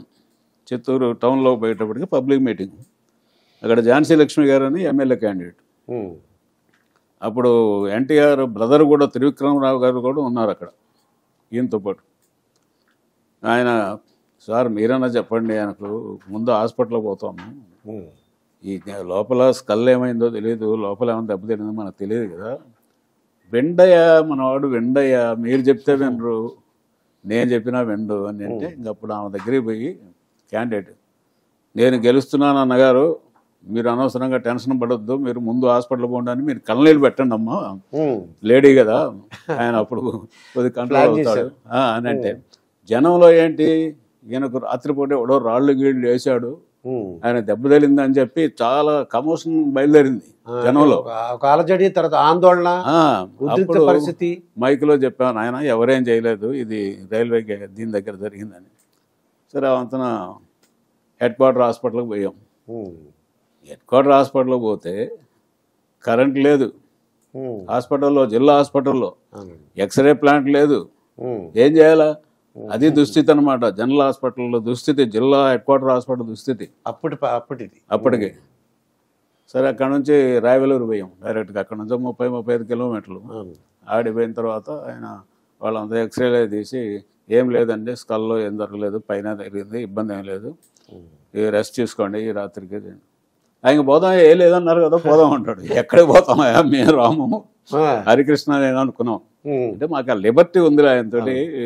ఆయనకేందంటే వీడు మా శ్రేయస్సు దృష్టిలో మాట్లాడేవాళ్ళు కానీ వాళ్ళ స్వార్థం కోసం అడిగేవాళ్ళు కాదనే నమ్మకం ఉంది ఆయనకు. మేము రావండి, మీరు పోతే పోండి అని తమాషగా అన్నాం. సరే బలవంతంగా మరుసటి రోజు మధ్యాహ్నం వరకు రెస్ట్ పెట్టి ఆ తర్వాత కంటిన్యూ చేసాం. అంటే సినిమా యాక్టర్ అక్కినేని నాగేశ్వరరావు గారు అంటే ఎక్కువగా ఏమంటారంటే బ్రాంతి తాగండి, విస్కీ తాగండి అంటుంటారండి. ఆరోగ్యంగా ఉండాలంటే ఒక పెగ్గు తాగుతాను లేక ఓపెన్గా చెప్తాడు. ఇప్పుడు ఎన్టీ రామారావు గారికి ఏమన్నా అలా అలవాటు, బ్రాంతి కానీ విస్కీ కానీ సిగరెట్? సినిమాల్లో సిగరెట్ కాల్చేవాడు, సిగరెట్లు కాల్చేవాడు. కాకపోతే ఇంటి దగ్గర మాత్రం చుట్ట కాల్చేవాడు ప్రొద్దునే, ఇంటి దగ్గర. సినిమాల్లో అక్కడెక్కడ బయటకు పోతే సిగరెట్ కాల్చేవాడు అనమాట. క్యాంపుల్లో రాజకీయాల్లోనూ బయటకు ఎక్కడ సిగరెట్ కాల్చలేదు, కానీ సినిమాల్లో మాత్రం అంటే షో కోసమే కాదు, మామూలుగా సిగరెట్ కాల్చేవాడని విన్నా నేను. అది అయితే ఇంటి దగ్గర ఉన్నప్పుడు చుట్ట కాల్చేవాడు అనమాట, ప్రొద్దున్నే చుట్ట కాల్చేవాడు. అప్పుడు ఉన్న అంటే పూర్వం అలవాటు ఉందిలేండి, సిగరెట్ అంటే ఈ ఉంది. ఆయనకి గొప్పతనం ఏంటంటే ఇవాళ ఇప్పుడు మనలాంటి వాళ్ళు కానీ మామూలు జనం కానీ ఏమయ్యా మనం పరిచయం చేసుకోవాలనుకుంటే మేము చాలా గొప్పవాళ్ళం అండి, మా తాతలు నేతులు తాగారండి, మా మూతులు వాసన చూడండి, మేము అంతటోళ్ళం ఇంతటోళ్ళం చెప్పుకుంటారు ఎచ్చులు మారే వివరాలు మనకి. అవునండి. కానీ ఎన్టీఆర్ గొప్పతనం ఏంటంటే తన పేదరికం, తన మధ్యతరగతి పుట్టుక, రైతు కుటుంబం, ఆయన పడిన కష్టాలు, వాళ్ళ అమ్మ పాలు పెరుగు అమ్మి తను ఎంత కష్టపడి చదివించింది, అవన్నీ చెప్పేవాడు. చెప్పుకోవాల్సిన అవసరం లేదు చీఫ్ మినిస్టర్గా. ఇప్పుడు వాళ్ళు చెప్పరండి, అదే చెప్తుంది. ఇప్పుడు వాళ్ళు చెప్పరు, మనమే చెప్పాం, హెచ్చులు చెప్పుకుంటాం మనం కూడా, మన సంగతి మనం. ఆయన అట్లా చెప్పేవాడు, ఇంత ఉంటే అంత చేసి చెప్తారు. ఒకరోజు విజయవాడలో మన 3 వంతెనలు ఉన్నాయి కదా, ఆ 3 వంతెల దగ్గర నుంచి పోవాలి, అక్కడ ఇరిగేషన్ గెస్ట్ హౌస్లో అకామిడేషన్. ఆడికి పోగానే ఆ లక్ష్మణ్ అనే డ్రైవర్ చెప్తేనే, లక్ష్మణ్ ఇటు పోవు, స్ట్రైట్ పోవు, అటు పోకుండా లెఫ్ట్ సైడ్ పోవు అన్నాడు. పైలట్ వెళ్ళిపోయింది అటు. సార్ పైలట్ వెళ్ళిపోయింది ఎట్లా సార్ అంటే, అరే విజయవాడ అంతా మన కొట్టిన పిండి కదా, నాకు తెలియదు ఏముంది విజయవాడలో, లక్ష్మణ్ స్లోగా పో, ఎక్కడ ఆపొద్దు, ఇక్కడ గుర్తుపడతారు జనం. అప్పుడు రాత్రి 8-8:30 అయింది. ఆ జనరల్ హాస్పిటల్ దాటి కొద్దిగా ముందు పోయిన తర్వాత నర్సయ్య గారు చూడండి, అటు లెఫ్ట్ సైడ్ చిన్న వెలుగు కనపడుతుంది, అది ఇంతకుముందు మేము ఉన్న పూరిల్లు. మా అమ్మ నేను గుంటూరులో కాలేజీ అయిపోయి ఆడుకొని ట్రైన్లో వచ్చి ఇంటికి వచ్చేటప్పటికి లాంతరు పెట్టుకొని వెయిట్ చేస్తా ఉండేది. ఇవాళ చనుమూల వెంకటరావు గారు ఆ ఏరియా వాళ్ళంతా కొనుక్కున్నారు దాన్ని, స్థలాన్ని, బిల్డింగ్ కట్టుకున్నారు అని ఎవడు చెప్తారండి? ఏ సీఎం చెప్పాల్సిన అవసరం ఏముంది? అంత గొప్ప మనస్తత్వం ఉన్నటువంటి మనిషి. ఇంకా హరికృష్ణ బాలకృష్ణ గారితో ఎలా ఉండేవారు అంటే ఫాదర్తో? అంటే పిల్లల మీద చాలా ప్రేమ ఉంది ఆయన. అంటే నాన్నగారు అలాగా అంటే పెరిగిన పద్ధతిలో మనం ఏదో నాన్న నాకు అది కావాలి ఇది కావాలి మనం అంటున్నాం, వాళ్ళు అట్లా అడగలేరు. నాన్నగారు అంటారు, ఆయన కూడా కొడుకుని కూడా గారు అనే పిలుస్తాడు. హరికృష్ణ గారు, హరికృష్ణ గారు, జయకృష్ణ గారు, బాలకృష్ణ గారు, చాలా ప్రేమ ఆయన. అప్పుడు అసలు ఆడపిల్ల ఎవరో మాకు తెలియదండి. ఎవరో ఒక్క బాలకృష్ణ తెలిసేది, హరికృష్ణ గారు తెలిసేది, మిగతా ఎంతమంది పిల్లలు ఎవరికి తెలియదండి అప్పుడు. ఈయనలో జయశంకర్ కృష్ణ ఒకతను, సాయి కృష్ణ ఒకతను, మోహన్ కృష్ణ ఒకతను, ఆ పెద్దతను ఒకతనేమో రామకృష్ణ అని చనిపోయినాడు షూటింగ్లో అప్పుడు.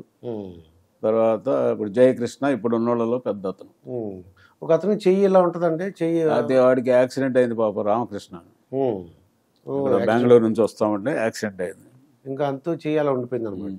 అంత పుట్టుకతో అలా కాదనమాట అండి. పుట్టుకతో కాదు. అయితే ఈ హరికృష్ణ గారికి ఏమైనా అలవాట్లు ఉన్నాయి సార్? బాలకృష్ణ గారికి కానీ అంటే సిగరెట్ అటువంటి అలవాట్లు? బాలకృష్ణకి పెద్ద అలవాట్లు అంటే ఏమన్నా మరి డ్రింక్ చేస్తాడేమన్నా అంటారు, మనకు తెలియదు. కానీ హరికృష్ణకు మాత్రం ఉన్నాయి. హరికృష్ణ బాగా స్మోకర్ కూడా. మేము క్యాంపులో తిరుగుతున్నప్పుడు కూడా ఆయన జేబులో సిగరెట్ నేను తీసుకునేవాడు, నా జేబులో సిగరెట్ ఆయన తీసుకునేవాడు. అంతా చాలా ఫ్రీగా ఉంటాడు ఆయన. అంటే నేను సీఎం లేదు ఏమో డ్రైవర్లతోటి వాళ్ళతోటి మిగిలిన వాళ్ళతో అందరితో కూడా చాలా బాగుండేవాడు. ఒక ఊరు దగ్గర క్యాంపు పెట్టినప్పుడు ఏదో స్పీచ్ గీచిన ఒక అరగంట 30 గంట అసలు ఈ లోపల ఒక టార్పలిన్ ఒకటి బండి కింద వేసుకొని పడుకుంటాడు రోడ్డు మీద. బండి కింద మామూలు డ్రైవర్లు మెకానికల్ పడుకుంటారే, అటువంటి మనస్తత్వాలు లేవండి వాళ్ళ పాపం. అయితే బసవ తారకం గారు అసలు ఏంటంటే క్యాన్సర్ వల్ల చనిపోయినట్టున్నారు. మహాతల్లి. ఇంకెవరన్నా అప్పుడు చూసారా సార్? అప్పటికి మీకు తెలియదు? లేదు, అప్పుడు నేను వచ్చిన తర్వాత ఒక ఏడాదిన్నర ఉంది. 86లో అనుకుంటాము చనిపోయింది. ఆమె పాపం మధ్యాహ్నానికి క్యారేజ్ చేసిపోయి సెక్రటేరియట్లో ఆయన భోజనం చేసి మళ్ళీ క్యారేజ్ తీసుకొని వచ్చేది. సరే క్యాన్సర్ వచ్చిన తర్వాత అమెరికాలో ట్రీట్మెంట్ ఇచ్చారు. బట్ అయినా అంటే ఇప్పుడు సీఎం గారు భార్య అని కొద్దిగా గర్వంగా ఉండటం కానీ అస్సలు లేదండి బాబు. వాళ్ళ ఇంట్లో ఎవరికి లేదు. ఆడపిల్లలు కానీ మగపిల్లలు కానీ ఎవరైనా కూడా ఎంతో ఆప్యాయంగా మాట్లాడతారు ఎవరితోటైనా. ఇప్పుడు ఎన్టీఆర్ కూడా ఆ స్థాయిలో ఉన్నవాడు కూడా ఎలక్షన్ పోయి రాగానే నేను ఫస్ట్ ఒక 1 year అటు ఉంచాను, కానీ తర్వాత ఎలక్షన్ తిరగడం క్యాంపులు చేస్తే కానిస్టేబుల్కి డిన్నర్ ఇప్పించేవాడు వాళ్ళతోటి. ఆయనే స్వయంగా బ్రదర్ రండి అని చెప్పి పిలిచేవాడు. ఎవరు పిలుస్తారండి కానిస్టేబుల్ బ్రదర్ అని. తర్వాత ఈయన డ్రెస్సింగ్ స్టైల్ కూడా మార్చేవారు సార్. ఒకసారి కాకి డ్రెస్ చేసుకున్నారు, ఒకసారి వివేకానంద డ్రెస్ చేసుకున్నారు అండి. వేస్తారు అవి చెప్తున్న మనిషిలో. ఇంకా నేను అనుకుంటే ఎవరన్నా చెప్పుంటారు మీరు ఏదో ఇంద్రుడు చంద్రుడు అవి ఉంటాయి. ఇప్పుడు అలాంటి వాళ్ళకి సహజంగా కొంచెం ఆత్మస్థుతిగా మాట్లాడే వాళ్ళకు ఏదేదో మాటలు చెప్పేవాళ్ళకు ఒకసారి పడతారు. ఇప్పుడు ఉదాహరణకు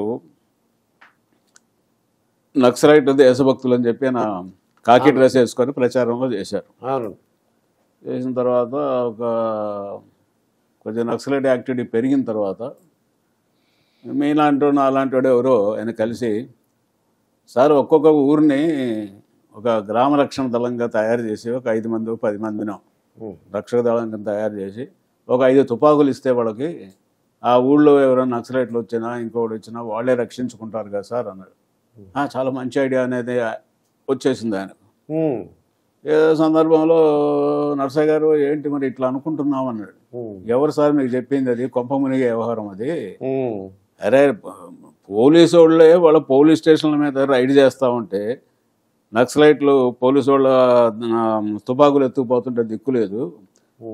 రూరల్ ఏరియాలో ఉన్నట్టుని తీసేసి మండల హెడ్ క్వార్టర్స్లో పెడుతున్నాము, చూస్తున్నారు కదా. ఏమన్నా చాకలి ఐలం ఉందా లేకపోతే ఏమన్నా ఆయన కొమరం భీము లాంటి వాళ్ళు ఉన్నారు అవి వాళ్ళ ఊళ్ళల్లో ఉమ్, కాపాడుకోవటానికి, అటువంటి పిచ్చి పని చేయవద్దు సార్ అని చెప్పి విత్డ్రా చేసుకున్నాడు ఆయన. ఉమ్, చెప్తే అది చెప్తే వింటాడు, అదే ఆయన ఉన్న గొప్పతనం కూడా. ఉమ్, వెంటనే ఒకవేళ ఎవరైనా చెప్పింది నమ్మినా కూడా, కాదు సార్ దీని ప్రోజ్ అండ్ కాన్స్ ఇది కరెక్ట్ కాదని చెప్తే వినేవాడు. ఓకే. ఉమ్. అయితే ఇంకా ఈ లక్ష్మీభారతి ఎంట్రన్స్ సార్ చూద్దాం సార్. ఇది ఇంకా ఆమె గురించి నేను వద్దులేండి, వాళ్ళ ఊరికినే అంటే అంటే అలా ఎందుకంటే ఇంతకుముందు అంటే మంచిగానే లేదా 4-3 ఇంటర్వ్యూలో ఆయన గురించి చెప్పడం అయింది, మళ్ళీ ఎందుకు రిపిటేషన్ అనవసరం. అంటే ఏం లక్ష్మీభారతి ఎంట్రన్స్ లో ఆవిడ నిజంగానే ఒక ఆయన గురించి రాద్దామని వచ్చినట్టున్నారు సార్ ఆవిడ. రాత్సాలనే వస్తేనే ముందు ఆయన డిస్కరేజ్ చేశాడు. ఉమ్, నువ్వేంది రాసేది, నా జీవితం అంత తేలికైంది కాదు, నారాయణ రెడ్డి గారు లాంటి వాళ్ళు రాస్తానంటేనే వద్దన్నా నేను ఉమ్, అయితే చెప్పాడు. తర్వాత ఇంకా ఏదో జరిగిపోయింది అది. జరిగిందండి. ఆ తర్వాత ఏంటంటే కొంచెం చంద్రబాబు నాయుడు గారి దగ్గరికి కొద్దిగా అర్థమైంది ఆయనకి, ఏదో పెత్తనం చేస్తున్నట్టు అది లక్ష్మీభారతి. అదే కదా కారణం పార్టీ ఇది కావడానికి. అంటే చెప్తే వినరు అంటారా? అది కదండి, మీ లక్ష్మీభారతి గారిని వివాహం చేసుకున్నది బాగానే ఉంది, కాకపోతే ఆవిడని అడ్మినిస్ట్రేషన్కి రావద్దని చెప్పడానికి అవకాశం లేదంటారా? చెప్పారు వీళ్ళందరూ పోయి, ఆయన వినలేదు. ఉమ్, ఆయన మొండి మనిషి కదా, ఒకసారి నిర్ణయం తీసుకుంటే ఉమ్, ఏమైనా కూడా ఆయన వినడం.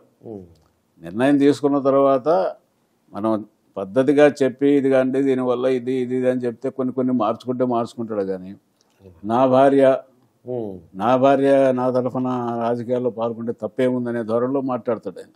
అది మాట్లాడాడు అట్లా. అంటే చెప్పిన అర్థమైన అది పరిస్థితి అలా లేదనమాట అండి. అంటే ఆమె మీద ఏదో వ్యసనంగా చెప్తున్నారు వీళ్ళు అనే ఫీలింగ్ కావాలని చెప్తారని ఆ మట్ట కూడా చెప్పుద్ది ఆయనకు, వీళ్ళు కావాలని చేస్తున్నారు, నేనేమి జోక్యం చేసుకోవట్లేదు ఇదని. అవునండి. కానీ అక్కడ నిజంగా అప్పుడు అంటే పిల్లలు పట్టించుకోలేదంట సార్ నిజంగానే ఆ టైంలో ఆయనకు ఎవరు అంటే సీఎంగా ఓడిపోయారు ఆయన, ఒక్కరే ఉన్నారు, ఈయన ఒక్కరే ఉన్నారు కాబట్టి ఈవిడ వెళ్ళింది అంటుంటారు. అంటే పిల్లలు పట్టించుకోవడానికి అంటే పట్టించుకోవడం అంటే ఇప్పుడు ఆయన కూడా ఎవరి దగ్గర అడ్జస్ట్ అయ్యే మనస్తత్వం కాదు అదండి, అది ఒకటి. మరి వాళ్ళ పిల్లలు కూడా వాళ్ళ ఫ్యామిలీలు వాళ్ళ వ్యవహారాలు ఉన్నాయి. అవును. మరి ఈయన ఆ చిన్న కూతురు చాలా కాలం ఈయన దగ్గర ఉండేది, అప్పటి వరకు ప్రాబ్లం లేదు. ఇంకా తర్వాత మరి ఇంకా వాళ్ళు మాత్రం ఏదో భోజనానికి దీనికి పిలుస్తగలుగుతారు, లేకపోతే ఏదో క్యారేజ్ తీసుకొచ్చి పెట్టగలుగుతారు, కానీ డైరెక్ట్గా ఉండలేరు కదా 24 గంటలు. అవును. అదే సమయంలో ఆయన ప్రభుత్వం ఓడిపోవడం, తర్వాతనేమో ఆయన నాచారం స్టూడియోలో ఒంటరిగా ఉండటం, ఆ సమయంలో ఈవిడ ప్రవేశించింది. అదండి. అయితే సార్ ఇంకోటి ఏంటంటే మన ఇప్పుడు ఉన్న రాజకీయాలకి సీఎం గారు అంటే వాళ్ళు ఏం చేస్తున్నారంటే కొద్దిగా కక్షపూరిత చర్యలు ఉంటాయండి. అప్పుడు ఎన్టీ రామారావు గారికి ఏమైనా కక్షపూరిత చర్యలు ఉండేయండి, అంటే వాళ్ళ మీద కక్ష తెచ్చుకుందాం కొద్దిగా. అప్పుడు కృష్ణ గారికి లేవండి, ఆయనకు అసలు లేనే లేదు. కృష్ణ గారికి అప్పుడు అంటే ఎక్కువగా కృష్ణ గారు విభేదించారు అంటుంటారు. లేదా విభేదించడం అంటే ఇప్పుడు అంటే రాజకీయంగా ఏ ఉంటుందిలేండి.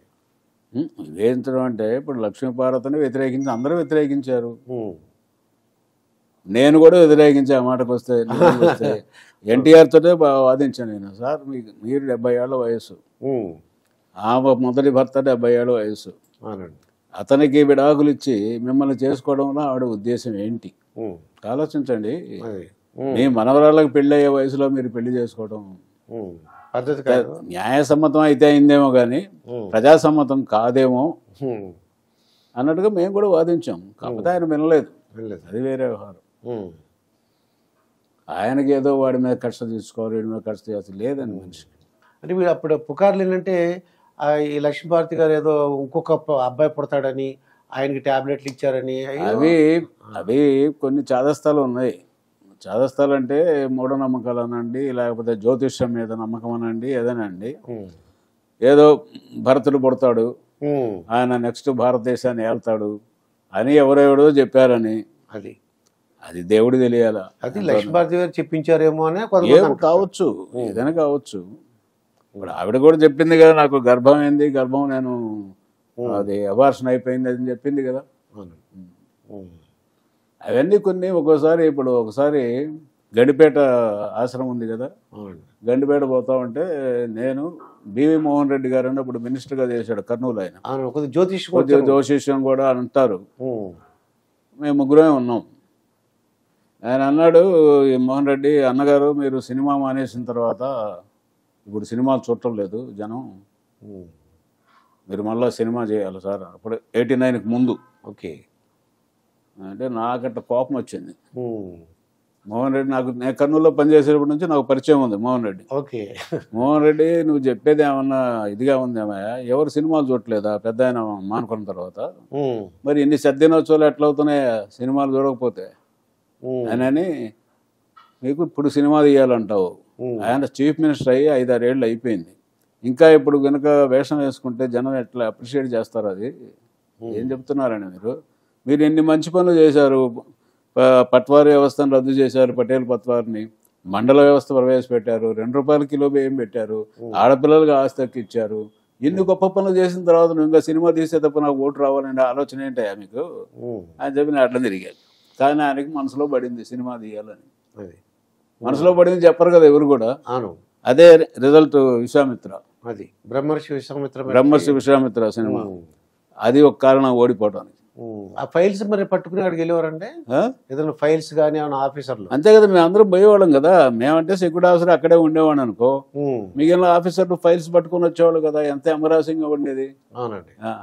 ఆ మాధురి దీక్షిత్ తోటి ఈయన డాన్స్ చేస్తాను పాట పాడుతాను ఉంటే కొద్ది కౌగులింతలు ఉంటాయండి. అంతే కదా. అలా ఇలాంటి చాలా కారణాలు నేను ఓడిపోవడం. ఇప్పుడున్న రాజకీయం అంటే ఎలా పడితే మాట్లాడేస్తున్నారండి. అంటే చాలా మంది ఎమ్మెల్యేలు ఎంపీలు అబ్బే ఇప్పుడు అంతా డీజనరేషన్ అండి, వాల్యూస్ ఎక్కడ ఉన్నాయండి? అబ్బే ప్రతివాడు బూతులే కదండి మాట్లాడుతుంది వాళ్ళ. అవునండి. చాలా ఆశ్చర్యం. నువ్వు మగోడు అయితే అంటారు. ఏది మగోడు అయితే అంటే ఆ మగోడు అయితే అనేది ఆడ మనిషి ఏదైనా మాట్లాడతారండి. ఇప్పుడు ఇది రాజకీయం అనేటువంటిది ఒక గొప్ప వ్యాపకం. అది అన్ఫార్చునేట్గా ఏంది, రాజకీయం వ్యాపారం అయిపోయింది. నిన్నగాక మొన్న అదే నిన్నేననుకోండి 26 కర్పూరు ఠాకూర్ గారికి అవునండి భారతరత్న బిరుదు ఇచ్చారు. ఆయన ఎంత గొప్ప నాయకుడు అండి. మేము అందరం మర్చిపోయాం, ఇప్పుడు జ్ఞాపకం వచ్చింది. ఎంత గొప్ప నాయకుడు అంటే బీహార్ మాజీ ముఖ్యమంత్రి, ఆయన నాయి బ్రాహ్మణుడు. బీసీలో నాయి బ్రాహ్మణుడు. ఆయన ఎంత సింపుల్ మనిషి అంటే ఎప్పుడు మన సాయిబాబా విగ్రహం మనం ఫోటో చూస్తే అక్కడెక్కడ చినుకులు కనపడతాయి సాయిబాబా చొక్కాకు, అటువంటి చొక్కాలు వేసుకునేవాడు ఆయన. ఒకప్పుడు జయప్రకాష్ నారాయణ గారి మీటింగ్ జరుగుతూ ఉంటే చంద్రశేఖర్ గారు వీళ్ళందరూ, ఈయన కూడా మీటింగ్ పోయాడు. ఆ సీఎం పోతే అది చూసి ఆ చిన్న చొక్కాలో అన్నీ చూసేసి ఆ చంద్రశేఖర్ గారు జనాన్ని అరే మీరు అంత చందాలు ఇవ్వండి ఆయన చొక్కాలను గుట్టించుకుంటాడని అంటే ఆయన జోలు పెట్టాడు. జోలు పెడితే అందరూ డబ్బులు ఎవడు ఇష్టమైంది వాళ్ళు వేశారు. అవన్నీ సీఎం రిలీఫ్ ఫండ్కి ఇచ్చాడు ఆయన. అటువంటి గొప్ప నాయకులు ఉన్నటువంటి దేశంలో ఇవాళ దౌర్భాగ్య నాయకులందరూ తయారయ్యారండి. ఏం చేస్తాం? అంటే డబ్బులు సంపాదించడానికి రాజకీయాలని అంటున్నారు. వ్యాపారం ఇది అంతే. నేను కోట్లు పెట్టుబడి పెడతా, ఇన్ని కోట్లు నాకు రావాలి అంతే. జనం కూడా ఎట్లా తయారైనారు, వాడు ఏం తింటే మనకెందుకు, మనకేదో ఇస్తున్నాడు ఫ్రీగా, రూపాయి కేజీ బియ్యం అంటాడు, లేకపోతే ఇంకేదో పెన్షన్ అంటాడు, ఇంకోటి అంటాడు. వాడికి అది ఉచితాలపై మీ అభిప్రాయం ఏంటి సార్? ఉచితాలపై అంటే అది ఫ్రీ ఇది ఫ్రీ అని చెప్పేసి ఇచ్చా. ఉచితాల వల్ల ఎప్పుడూ ఏ దేశం బాగుపడదండి. సోమర్థనం పెరుగుద్ది. నిజంగా పేదవాడేటువంటి వాడికి నువ్వు సబ్సిడీ ఇవ్వండి కావాల్సిందే.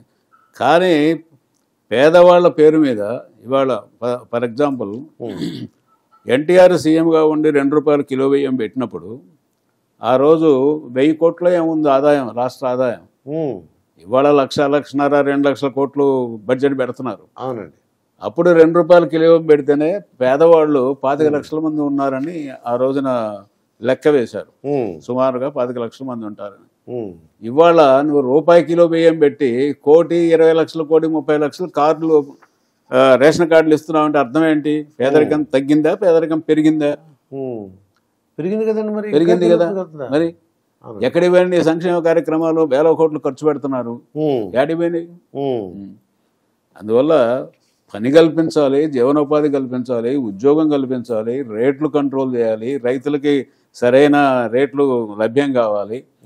అప్పుడు దేశం అభివృద్ధి చెందుతుంది. కానీ ఇవాళ నాకు తెలిసి మా గ్రామాల్లోనే పిల్లలు బెంగళూరులో ఉద్యోగాలు చేసుకుంటున్నారు, అమెరికాలో ఉద్యోగాలు ఉంటున్నారు. తండ్రికి 20 ఎకరాలు 15 ఎకరాల పొలం ఉంది, వాడికి మాత్రం రేషన్ కార్డు. అవునండి. నువ్వు అంటే అపాత్ర దానం చేస్తున్నావు. నువ్వు ఎవరి డబ్బులు ఇవన్నీ? ప్రజల డబ్బులే కదా. అవునండి. మరి ఇప్పుడు పెన్షన్ ఉంది, పెన్షన్ ఇస్తున్నారు, వాళ్ళ పిల్లలు బాగా సంపాదిస్తున్నారు అనుకోండి, సంపాదిస్తున్నారు. మరి అలాంటి వాళ్ళకి ఇవ్వకూడదు. ఇవ్వకూడదు అంటే నీకు రాజకీయం కదా. అక్కడ రాసేవాడు ఎవడు? ఆ లోకల్ రాజకీయ నాయకుడు రాపిస్తాడు వాడి స్వార్థం కోసం.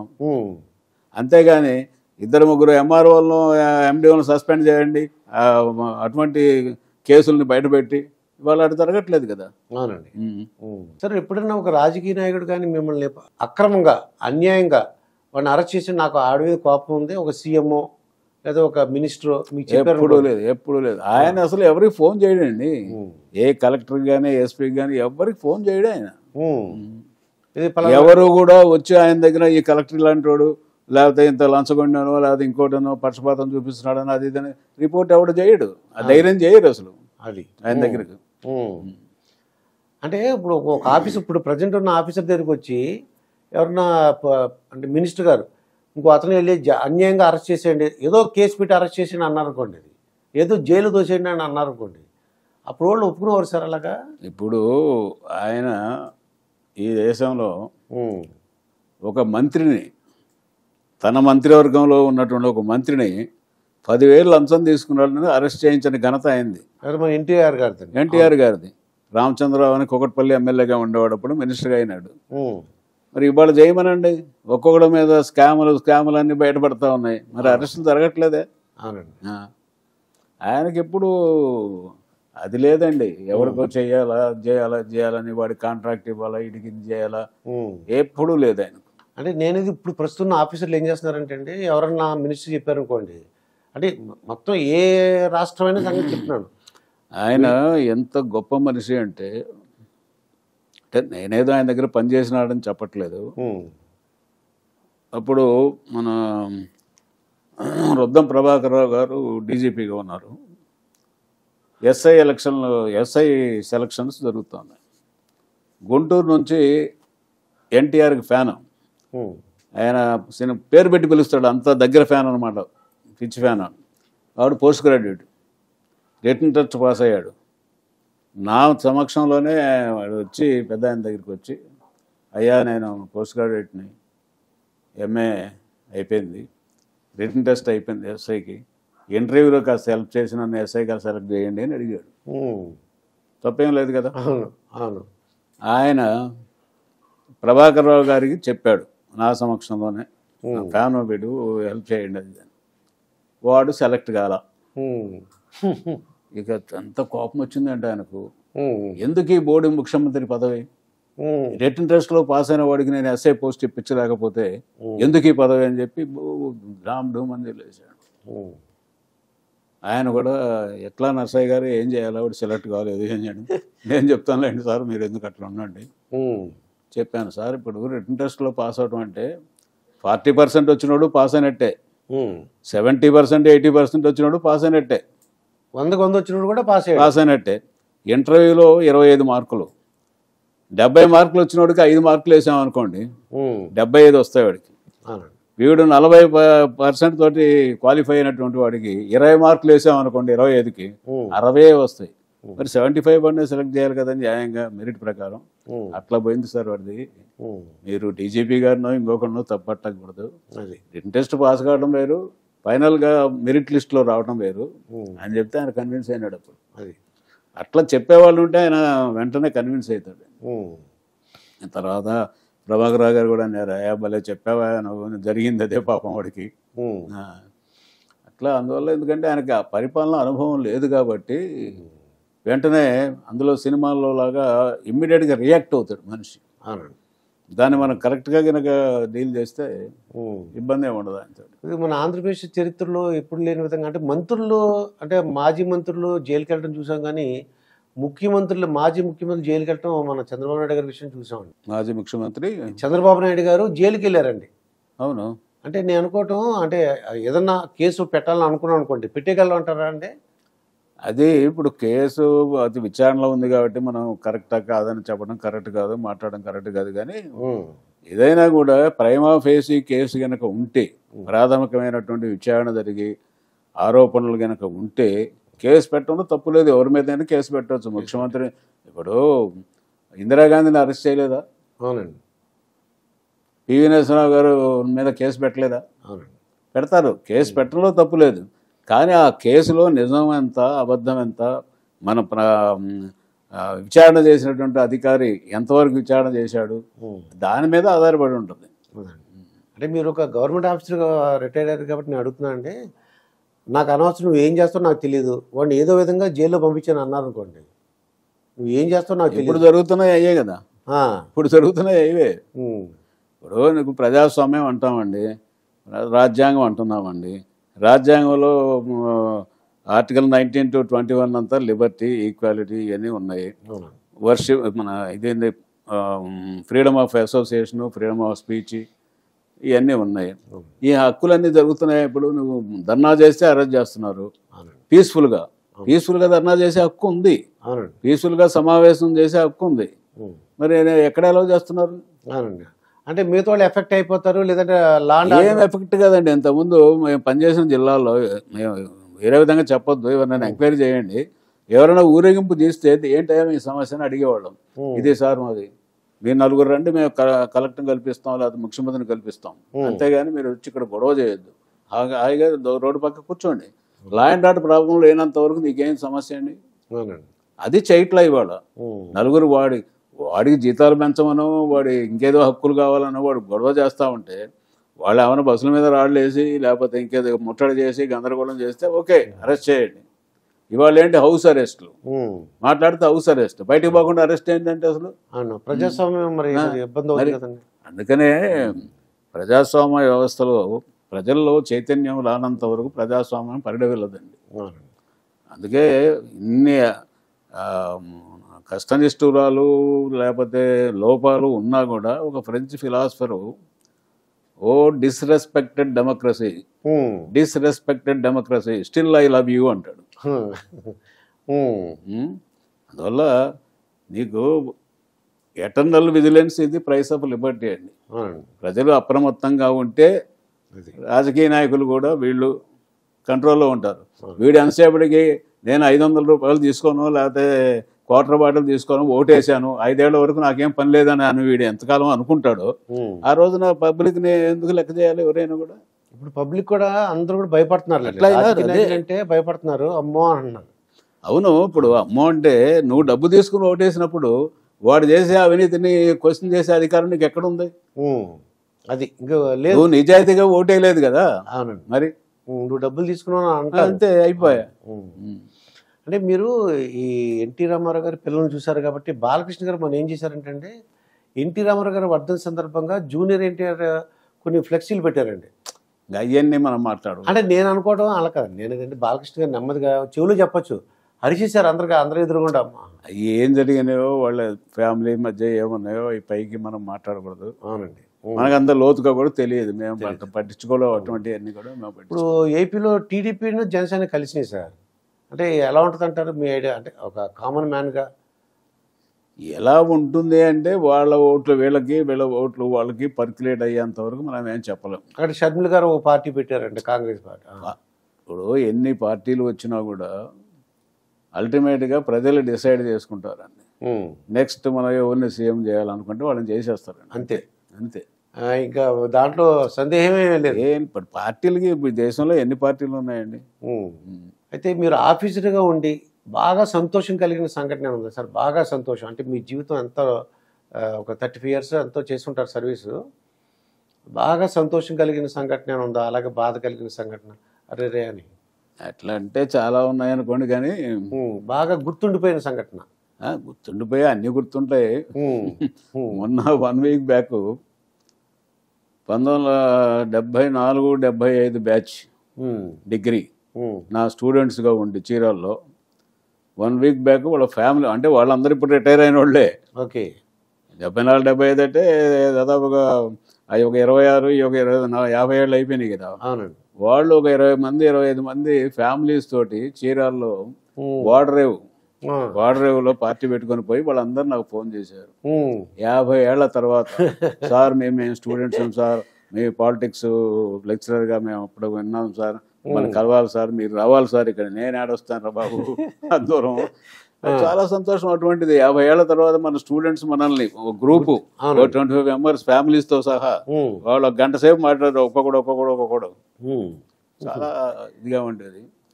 తర్వాత ఇంకా బాగా గుర్తుండేదంటే నేను వైజాగ్ రూరల్ ఎస్పీగా ఉన్నప్పుడు నక్సలైట్ ప్రాబ్లం బాగుండేది. మేము naxalite problem law and order problem కంటే కూడా కొంచెం పాజిటివ్గా చూద్దామని చెప్పి ఒక క్వశ్చనైర్ తయారు చేసి ట్రైబల్ విలేజెస్కి పోయి, అక్కడ పోయేది ఎవరు, ఫారెస్ట్ వాడు పోతాడు, పోలీసు వాడు పోతాడు, అంతే కదా, మిగిలిన ఏ గవర్నమెంట్ సర్వీస్ రాదు. ఊళ్ళో స్కూల్ ఉందా, స్కూల్ ఉంటే టీచర్ వస్తున్నాడా, టీచరే ఏ ఊరు నుంచి ఇక్కడికి వస్తాడు, ఎన్ని గంటలకు వస్తాడు, మీ ఊళ్ళో రోడ్డు ఉందా, కరెంట్ ఉందా, వాటర్ ఉందా, ఇట్లా ఒక 20 క్వశ్చన్లు తయారు చేసి మా పెట్రోలింగ్ కానిస్టేబుల్స్ ద్వారా ఊళ్ళో పంపించేసి రిప్లైస్ రాయించుకొని వచ్చేవాళ్ళం. ఏమేమి సమస్యలు ఉన్నాయి వాళ్ళకి అనేది గవర్నమెంట్ దృష్టికి డైరెక్ట్గా పంపించేవాళ్ళం. పలానా ఊళ్ళో పలానా సమస్య ఉంది, పలానా సమస్య ఉంది. తర్వాత వాళ్ళకు ఇప్పటికి కూడా ఇంకా మూఢనమ్మకాలు, చెట్ల పసరు అవి తినేసేసేదో జబ్బులు వస్తే, ఒక విరోచనాలు లాంటిదో లేకపోతే ఇంకేదైనా జబ్బు లాంటిది వస్తే కూడా ఏదో లోకల్ మందులు చెట్టు మందులు వాడుకునేవాడు. అటువంటిది కాకుండా డైరెక్ట్గా డిఎంఎండ్హెచ్ఓకి, హెల్త్ సెక్రటరీకి లెటర్స్ రాసి లార్జ్ క్వాంటిటీలో మెడిసిన్స్ తీసుకొచ్చి మా పోలీస్ స్టేషన్స్లో, ఏజెన్సీలో ఉండే పోలీస్ స్టేషన్ అన్నింటిలో, నర్సీపట్నం కానీ, మన పాడేరు కానీ, చింతపల్లి కానీ, సీలేరు కానీ, ఇట్లా అన్ని చోట్ల పెడితే వాళ్ళు ఫ్రీగా వచ్చి తీసుకుపోయేవాడు. మామూలుగా కడుపుల నొప్పి, తలనొప్పి, జ్వరము, మోషన్స్ ఇవే కదా కామన్గా వచ్చే జబ్బులు, అటువంటి వాడు తీసిపోయేవాడు ఫ్రీగా. వాళ్ళు ఆ గుడ్ విల్ ఎంతవరకు వచ్చింది అంటే దళాలను గురించి ఇన్ఫర్మేషన్ మాకు చెప్పేవాళ్ళు వచ్చి డైరెక్ట్గా. అప్పుడే ఇప్పుడు మనకు దాసరి శ్రీనివాసులు అని ఒక ఐఏఎస్ ఆఫీసర్ రిటైర్డ్, ఆయన ఒక 6 మంది ఆఫీసర్లని కిడ్నాప్ చేశారు నా టైంలోనే అక్కడ వైజాగ్లో చేస్తే వాళ్ళని రిలీవ్ చేసుకోవడానికి ఈస్ట్ గోదావరి డిస్ట్రిక్ట్ అనుకుంటాడు, ఈస్ట్ గోదావరిలో ఒకసారి చేశారు, వైజాగ్ డిస్ట్రిక్ట్లో ఒకసారి, వైజాగ్లో ఇలా బాలరాజు అప్పుడు మినిస్టర్గా ఉండే, మినిస్టర్ కాదు ఎమ్మెల్యేగా ఉండేవాడు, అతన్ని ఒక 2 ఐఏఎస్ ఆఫీసర్ని, మిగిలిన ఏదో అగ్రికల్చర్ ఆఫీసర్ వాళ్ళు 7-8 మందిని. ఓకే. ఆ రోజున అప్పుడు మన కేడీపేట విన్నారు కదా, కృష్ణదేవరాయపేట, అల్లూరి సీతారామరాజు ఏరియా, తర్వాత కోబూరు, ఆ ఫారెస్ట్లో నేను 21 రోజు ఉన్నాను. వీళ్ళని సేవ్ చేయడానికి, అది ఈ కిడ్నాప్ అయిన వాళ్ళని సేవ్ చేయడానికి.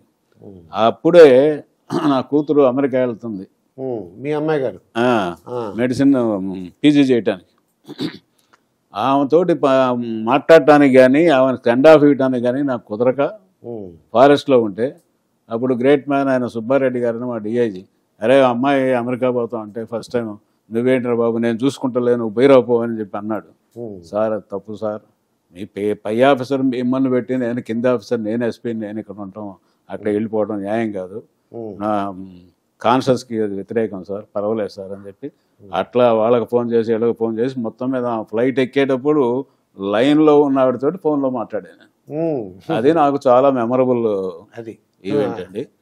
అప్పుడు అంత గుడ్ విల్ వచ్చిందంటే ఆ ఫారెస్ట్ వీళ్ళ నక్సలైట్ వ్యవహారంలో. టిఎస్ రావు గారు అప్పుడు డీజీపీ, వైజాగ్ రూరల్ ఎస్పీ గారు పెట్టిన పాజిటివ్ అప్రోచ్ టు నక్సలైట్స్ ఆ నోట్ అంతా పెట్టేసేసి అన్ని జిల్లాలకి సర్క్యులేట్ చేసి ఈ విధంగా ఫాలో అవ్వండి అన్నాడు. అది అప్పుడు ఏదో నాకు కొంచెం పొలిటికల్ కారణంగా నేను వాళ్ళు చెప్పిన మాట వినలేదనుకుంటే నన్ను ట్రాన్స్ఫర్ చేశారు వైజాగ్ నుంచి ఒక 1 year 1.5 year తర్వాతనే. అప్పుడు ఫస్ట్ టైం ఏజెన్సీ బంద్ చేశారు గిరిజనులు. మాకు ఈ ఆఫీసర్ గారు కావాలి, గిరిజనులు నరసయ్య గారు కావాలి, బంద్ చేశారు, చేయడానికి వీల్లేదు. బంద్ చేస్తే నేను పోయి నమస్కారం పెట్టాను, ఆయన మీ అభిమానానికి నాకు చాలా థ్యాంక్స్. హైదరాబాద్ వేశారు, విజయభాస్కర్ రెడ్డి గారి టైంలో హైదరాబాద్ వేశారు, సంతోషం రా నాయన మీరు అని చెప్పి బ్రతినాడుకొని అది కాల్ ఆఫ్ చేయించి వచ్చాను. ఇలాంటివి చాలా ఉన్నాయండి. కొద్ది బాధాకరమైన సంఘటన సార్. అంటే ఇలా అరే ఆ రోజు ఇలా బాధ బాధాకరం అంటే అంత పెద్ద బాధ ఆ రోజు మీరు రక్షించలేకపోయాము, లేదంటే ఆ రోజు కాపాడలేకపోయాము, లేదు. వెళ్ళేసరికి జరిగిపోయింది ఇలాగా అలాంటి సంఘటనలు నాకేమి యాక్సిడెంట్లు కానండి, హృదయ విదారకమైన యాక్సిడెంట్లు అంటుంటారు కదా, అనుకోని యాక్సిడెంట్లు. అంటే మా ఫెయిల్యూర్ వల్ల అట్లా ఏం జరగల ఎక్కడ కూడా. అది ఇంకా అటువంటి మెమరబుల్ ఈవెంట్స్ తిరుపతిలో కొన్ని ఉన్నాయి, కర్నూలులో కొన్ని ఉన్నాయి, చాలా ఉన్నాయి. కానీ అవన్నీ ఆ రిటైర్డ్ ఆఫీసర్ లేదని చెప్తుంటారులే అని అంటారు. అవునవును అవును అవును. ఇప్పుడు మీరు చాలా మంది ముఖ్యమంత్రులు చూసుంటారు కదా, ఒక్కొక్కరు ఒక స్టైల్. అంటే అలా మీరు ఎవరెవరిని చూశారు, వాళ్ళ స్టైల్ ఒకసారి తెలుసుకోవాలి సార్. ఎన్టీ రామారావు గారిని చూశారు, ఆ తర్వాత విజయభాస్కర్ రెడ్డి గారిని చూశాను. విజయభాస్కర్ రెడ్డి గారు. విజయభాస్కర్ రెడ్డి గారు చాలా గ్రేట్ మ్యాన్. కానీ ఆయన ఓడిపోయారు. ఆయన ఓటమి గెలుపు అనేది రాజకీయాల్లో మామూలు కాదండి. మనిషి ఇండివిజువల్ గా చాలా గొప్ప మనిషి. ఎలా ఉండేది సార్ ఆయన? ఎప్పుడు ఇంటర్ఫియర్గా అయ్యేవాడు కాదు. కర్నూలు అయినా, నేను కర్నూలులో పనిచేసేటప్పుడైనా ఒక్కసారి ఫోన్ చేశాడు నాకు. ఆయన వాళ్ళ సొంత ఊళ్ళో ఒక వైశాస్ ఇంట్లో డెకాయిట్ అయింది. ఓకే అండి. బాంబులు వేసేసి డెకాయిట్ చేశారు. నర్సయ్య గారు మీరు చాలా బాగా చేస్తున్నారు నాకు తెలుసు, కాకపోతే వాళ్ళు చాలా కష్టపడి సంపాదించుకున్నారు పాపం, వాళ్ళు వచ్చారు నా దగ్గరికి, తెలుసు కదా మన ఏరియా మనుషులు, కొంచెం ఎఫర్ట్స్ ఎక్కువ పెట్టండి, డిటెక్ట్ చేయండి, అది అట్లా రొటీన్. అసలు ఇంకెవరు తెలుసు సార్? చంద్రబాబు నాయుడు గారు ఎలా ఉంది సార్ ఆయన స్టైల్? చంద్రబాబు నాయుడు గారితో కూడా మాకేం సమస్య. ఇప్పుడు నేను ఆయన టైంలో అడ్మినిస్ట్రేషన్ గురించి అదే రంగారెడ్డి ఎస్పీగా చేసిన ఆయన టైంలో, నేను రంగారెడ్డి అంత ఇంపార్టెంట్ డిస్ట్రిక్ట్. అమ్మో అవునండి. తర్వాత ఓల్డ్ సిటీ చేశాను, ఓల్డ్ సిటీ ఆయన టైంలో. తర్వాత నెల్లూరు చేశాను ఆయన టైంలో, డిఐజీ ఏలూరు చేశాను ఆయనతో. నాకు ఎప్పుడు కాకపోతే ఆయన కూడా ఏదైనా చెప్తే వినేవాడు, అందులో అది ఇబ్బంది ఏం లేదు. బలాంది వద్దు సార్ ఇది వద్దు అని అంటే వినేవాడు. ఇప్పుడు వైఎస్ రాజశేఖర రెడ్డి గారు ఉన్నప్పుడు మీరు వర్క్ చేశారు? రాజశేఖర రెడ్డి గారి టైంలో కూడా నాకేం సమస్య రాలేదు. యాక్చువల్గా నేను డిఐజీ ఏలూరుగా ఉన్నప్పుడు ఆయన పాదయాత్రలో మన జంగారెడ్డిగూడెం ఏరియాలో, కోయలగూడెం జంగారెడ్డిగూడెం మధ్యలో ఆయన నైట్ హాల్ట్ చేశాడు. అప్పుడు కొంచెం నక్సలైట్ ప్రాబ్లం ఉంది. ఉన్నప్పుడు సరే మామూలుగా ఆయన అరే ఎవరు డిఐజీ అక్కడ వాళ్ళకి చెప్పండి కొంచెం బందోబస్తు అది అరేంజ్ చేయమని చెప్తే పుల్లారెడ్డి అని ఒక ఆయన పిఏగా ఉండేవాడు. అరే పుల్లారెడ్డి నర్సయ్య గారు సార్ ఎక్సలెంట్ ఆఫీసర్ సార్, ఆయన ఎవరిని ఏది పట్టించుకోడు సార్, ఆయన డ్యూటీ ఆయన పర్ఫెక్ట్గా చేస్తాడు సార్, చెప్పడం మన ధర్మం రా బాబు అని అన్నాడు నేను. తర్వాత నాకు ఫోన్ చేశాడు. ఫోన్ చేస్తే అరే నీకు నా సంగతి తెలుసు కదా నీకు అని నేను చెప్పాను సార్ పెద్ద ఆయనకు, రాజశేఖర రెడ్డి గారికి, అయినా కూడా ఒకసారి ఫోన్ చేయమన్నాడు. సరే అయింది. ఆ నైట్ వెళ్ళేటప్పుడు రాత్రి 10-11 ఆ ప్రాంతంలో మా డిఎస్పీని పంపించాను నేను. రాజశేఖర రెడ్డి గారు పడుకొని ఉన్నారో లేదో చూడు, పార్టీ వాళ్ళతో మాట్లాడుతుంటే నువ్వు పోయి కలువు, మా డిఐజీ గారు పంపించారు సార్, మీరు బందోబస్తు ఆర్ సాటిస్ఫైడ్ విత్ ది బందోబస్తు అది అని చెప్పి అడుగు, పడుకొని ఉంటే డిస్టర్బ్ చేయొద్దు, వచ్చేసాయి అని చెప్పాను. పోయేటప్పటికి వాళ్ళు ఇంకా పార్టీ కార్యకర్తతో మాట్లాడుతూనే ఉన్నాడు. ఏడు సెల్యూట్ చేసి సార్ మా డిఐజీ గారు మమ్మల్ని కలిసి బందోబస్తుని గురించి కనుక్కొని రమ్మన్నారు సార్ అది అంటే, చాలా థ్యాంక్స్ అయ్యా, చాలా బాగా చేశారు అయ్యా అది ఇది అని చెప్పాను. ప్రొద్దున్నే ఆయన మళ్ళా పాదయాత్ర బిగిన్ చేసినప్పుడు నాకు ఫోన్ చేసి థ్యాంక్స్ చెప్పి వెళ్ళిపోయాడు. అంతా మంచి అంటే ఆయన కూడా. నేను వైజాగ్లో ఉన్నప్పుడు మా అమ్మాయికి మ్యారేజ్ చేశాను. ఇంత పెద్ద టెలిగ్రామ్ ఇచ్చాడు, మొన్న దాకా పెట్టాను ఆ టెలిగ్రామ్ రాజశేఖర రెడ్డి గారు. నాకేమి అందరితోటి బాగానే ఉందండి, ఎవరితోటి కూడా. మీరు రిటైర్ అయ్యే సమయానికి ఎవరున్నారండి అప్పుడు చీఫ్ మినిస్టర్గా? ఏ పోస్ట్లో రిటైర్ అయ్యారు? నేను ఐజీగా రిటైర్ అయ్యాను. ఐజీగా? ఇన్స్పెక్టర్ ఆఫ్ జనరల్ ఏదో వింగ్ ఉంటుంది, దేనికి ఉంటుందా? ఐజీగా? ఐజీసీఐడిగా రిటైర్ అయ్యా. లెక్చరర్ 5 years అక్కడ పోయింది కదా, అదే డీజీ అయ్యి ఉండేవాడిని నేను. అవును, ఐజీగా రిటైర్ అయ్యారు. 3 ఏళ్ళు ఐజీగా చేసి రిటైర్. అప్పుడు ఎంత సార్ శాలరీ లాస్ట్లో? అప్పుడు శాలరీస్ ఏం పెద్దగా ఏమున్నాయండి, అప్పుడు ఎంత? అప్పుడు అంతా 50,000 60,000 వచ్చాయి ఐజీగా. ఇప్పుడైతే పెన్షన్ మీకు పెన్షనే వస్తాయి ₹1,00,000 దాకా. ₹1,00,000 అండి.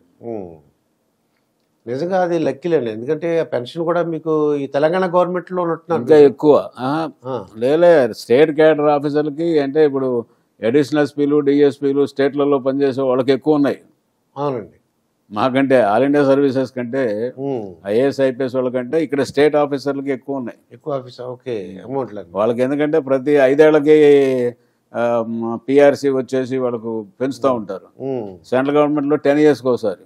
ఓకే అండి, అది దానివల్ల తేడా వచ్చిందండి. ఇవన్నీ కూడా అనవసరం అండి. ముందు రేట్లు కంట్రోల్ చేసి మిగిలినవన్నీ చూస్తే ఇప్పుడు 10 రూపాయలు తగ్గినా కూడా ఏ ఇబ్బంది పడరు. అవును, నువ్వు పెరిగినా కూడా ఏం ఉపయోగం, ట్యాక్స్ కింద పోద్ది అంతా. ఇప్పుడున్న రాజకీయాలు ఎలా ఉన్నాయి సార్? ఇప్పుడున్న మీరు చూసిన రాజకీయాలు వేరు, ఇప్పుడున్న పోలీస్ డిపార్ట్మెంట్ వేరుగా ఉంది. ఇప్పుడున్న సీఎం గారు సెక్యూరిటీ చాలా ఫస్ట్ 3 స్టేజ్లు అయ్యో చెప్తున్నారండి. స్టేజ్ 1, స్టేజ్ 2, స్టేజ్ 3 అని అలాగా. అప్పుడు ఎన్టీ రామారావు గారి దగ్గరికి ఎవరు పడితే వాళ్ళు వెళ్ళిపోయినట్టుగా నాకు తెలిసిందండి. అది ఎవరైనా కలుసుకోవాలనుకుంటే ఇప్పుడు రోజు రోజుకి ప్రాబ్లమ్స్ పెరుగుతాయండి. అందువల్ల కొంచెం స్ట్రెంగ్త్ కూడా ఎక్కువ అవుతూ ఉంటుంది. రాజకీయ నాయకులు జనరల్గా వాల్యూస్ అవన్నీ పూర్తిగా పడిపోయాయి. ఎవరో ఎక్సెప్షన్స్ ఉండొచ్చు, ఒకళ్ళిద్దరు. వాళ్ళ కామరాజు నాడార్ లాంటి వాడు సీఎంగా 3 సార్లు చేసినా కూడా ఆయన రిటైర్ దిగిపోయినప్పుడు ఆయన బ్యాంక్ బ్యాలెన్స్ చూస్తే 330 రూపాయలు. బట్టలు చూస్తే 4 జతల బట్టలు ఆయనకి. అటువంటి వాళ్ళు ఎక్కడ ఉన్నారు ఇవాళ? 330 రూపాయలు అన్నారా, ఇప్పుడు 3030 కోట్లు ఉంటాయండి. అదే చెప్తుంది నువ్వు. అందువల్ల వాల్యూస్ పడిపోయినప్పుడు రాజకీయాలు కూడా ఒక దిగువ స్థాయికి దిగజారిపోయినప్పుడు సమస్యలు పెరుగుతాయి, థ్రెట్స్ పెరుగుతాయి. మరి వీళ్ళ బందోబస్తు కూడా ఎక్కువ కావాల్సి వస్తుంది. వాస్తవానికి నువ్వు ప్రజల్లో బాగా మంచి పేరు ప్రఖ్యాతులు ఉన్నప్పుడు ఈ గన్మెన్లు ఎందుకండి? భయం, ప్రజలే మిమ్మల్ని కాపాడతారు. నువ్వు మంచి పనులు చేస్తే అసలు ఎవరిని మీదకి వస్తాడు రాడు కదా. నువ్వు చెడ్డ పనులు చేస్తేనే 2 గన్మెన్లు ఆపుతారు అసలు. వాళ్ళు ఎవరైనా రావాలనుకుంటే నిజంగా డిటర్మైన్ చేసి వాడిని చంపాలనుకున్నప్పుడు రాజీవ్ గాంధీకి బందోబస్తు లేకుండా చనిపోయారా? ఉంది కదండి, బందోబస్తు ఉంది. మరి మోహన్ రెడ్డి, మన మాధవ్ రెడ్డి బందోబస్తు లేకుండా చనిపోయారా? అట్లా కాదు. అంటే సమస్యల్ని పరిష్కారం చేయకుండా దాన్ని పెంచుకుంటున్నాం మనం. దాంతో ఇప్పుడు ఫీలింగ్స్ ఎంతవరకు ఎప్పటికప్పుడు బయటపడుతుంటేనే నీకు ఈజ్ అవుతుంది తప్ప అది పెంటప్ ఫీలింగ్స్ అట్లే ఉండి ఉండి ఉండి ఉంటే వాడు ఎప్పుడు బర్స్ట్ అయిపోతాడు. బర్స్ట్ అయినప్పుడు ఇంకా మరి ఎవరికి చేయగలిగేది ఏముంటుంది? సో రాజకీయాల వల్ల రాజకీయ అంటే జనం తప్పులు కూడా ఉన్నాయి కాబట్టి రాజకీయ నాయకులు కూడా అట్లా పెట్టలేకపోతున్నారు. వెనకటి రాజకీయాలకి ఇప్పటికీ సంబంధం లేదండి అసలు. ఇంకా చివరగా అడుగుతానండి, మన సెంట్రల్ గవర్నమెంట్ ఇప్పుడు 2 సార్లు మోడీ వచ్చారండి. 3వసారి ఏ గవర్నమెంట్ అంటే మీరు చూస్తుంటారు, వార్తాపత్రికలు చూస్తుంటారు. నా అభిప్రాయం మాత్రం మోడీ వస్తాడండి 3వసారి. మోడీ వస్తాడు. ప్రస్తుతం ఉన్న పరిస్థితుల్లో మోడీ రావడం కూడా అవసరం అండి. పరిస్థితులు అవసరం ఉంది. ఈ రామ మందిరం ఎన్ని కూడా కొద్దిగా ప్రజల్లో, మందిరమా లేకపోతే రేపు పొద్దున కాశీలో ఉందా, ఎల్లుండి మధురలో ఉందా అనేది కాదు. ఆయన వచ్చిన తర్వాత అంతర్జాతీయంగా భారతదేశం పేరు బ్రహ్మాండంగా పెరిగిపోయింది. అటు పాకిస్తాన్ కానీ ఇటు చైనా కానీ భయపడిపోతున్నారు ఇవాళ. ఓకే, ఏనంటే సో నీకు దేశంలో కూడా నీకు ఇవాళ రాబోయే 5 సంవత్సరాలు కూడా ఆయన ఫ్రీ రేషన్ ఇస్తున్నారంటే. అవునండి. ఇప్పుడు మొన్న లెక్క నాకు తెలియదు కానీ వాళ్ళు చెప్పింది గత 10 ఏళ్లలో 25 కోట్ల మంది పేదవారు పేదరికం లైన్ నుంచి బయటపడ్డారనేది ఒక వార్త. ఒకసారి అందువల్ల సబ్స్టాన్షియల్ వర్క్ జరుగుతున్నప్పుడు మొన్న ఆయన ఒక నిర్ణయం తీసుకున్నాడు. 1 కోటి ఇండ్లకు మన ఇది సోలార్ లైటింగ్ ఇస్తామని. సప్లై. సరే, కొన్ని ఇంత పెద్ద దేశంలో అన్ని సమస్యలు తీర్చడం సాధ్యం కాదు. ఇదేమన్నా 4 కోట్లు 3 కోట్లు ఉన్న జనాభా కాదు 140 కోట్ల జనాభా ఉన్న దేశంలో మాట్లాడటం వేరు. అప్పులు పెరిగినాయంటారు, లేకపోతే ఇంకోటి అంటారు, అవుతాయి, తప్పదు. బట్ సిన్సియర్ ఎఫర్ట్ జరుగుతున్నాయా లేదనేది ముఖ్యం. ఆయనకేమే బ్యాచులరు, ఆయన ఫ్యామిలీ మెంబర్స్ కూడా ఇవాళ చిన్న చిన్న పనులు చేసుకొని బతుకుతున్నారు. అవునండి. మరి మన రాజకీయ నాయకుల ఫ్యామిలీస్ ఎట్లా ఉన్నాయి? రాయల్గా ఉన్నాయండి. మరి అదే మరి అవన్నీ చూసినప్పుడు దేశ ప్రయోజనాల దృష్ట్యా ఆయన రావడం అవసరం. నా అభిప్రాయం, వ్యక్తిగతమైన అభిప్రాయం. ఓకే, మీ వ్యక్తిగత అభిప్రాయం ప్రకారం ఏపీలో ఎవరు రావచ్చు అంటారు? ఏపీలో ఎవరు వస్తారా ఇంకా కొద్ది రోజులు పోతే కానీ తెలియదండి. ఎందుకంటే వీళ్ళు కొంతమందిని మార్చుకుంటున్నారు, వాళ్ళని కొంతమంది మారుస్తున్నారు. ఎవరు మారుస్తారు, ఎవరు వస్తారు అని ఇంకా అవును, ఒక 60-70 మందిని జగన్ గారు మార్చేశారు. జనరల్ గా ప్రభుత్వ వ్యతిరేకత ఉందనేది తెలుస్తా ఉంది. అది ఎంతవరకు అవుద్ది, వీళ్ళు ఎంతవరకు క్యాష్ చేసుకోగలుగుతారు, వాళ్ళు ఎంతవరకు మార్చుకొని కొత్త వాళ్ళ మొహాన్ని పెట్టి సెటరైట్ చేసుకుంటారు అన్నది ఇంకా చూడాలి. ఎలక్షన్ ఇంకా దగ్గరకు వచ్చే కొద్దీ తెలుస్తుంది మనకి. తెలుస్తుంది. ఆ సీట్ల పంపకాలు, జనసేన, టీడీపీ, జగన్, ఇంకా ఫైనల్ లిస్ట్ అన్నీ రావాలన్నమాట. ఇదండి, మరొక ఇంటర్వ్యూతో మీ ముందుంటాను. మీ దుర్గా ప్రసాద్ మాస్టర్.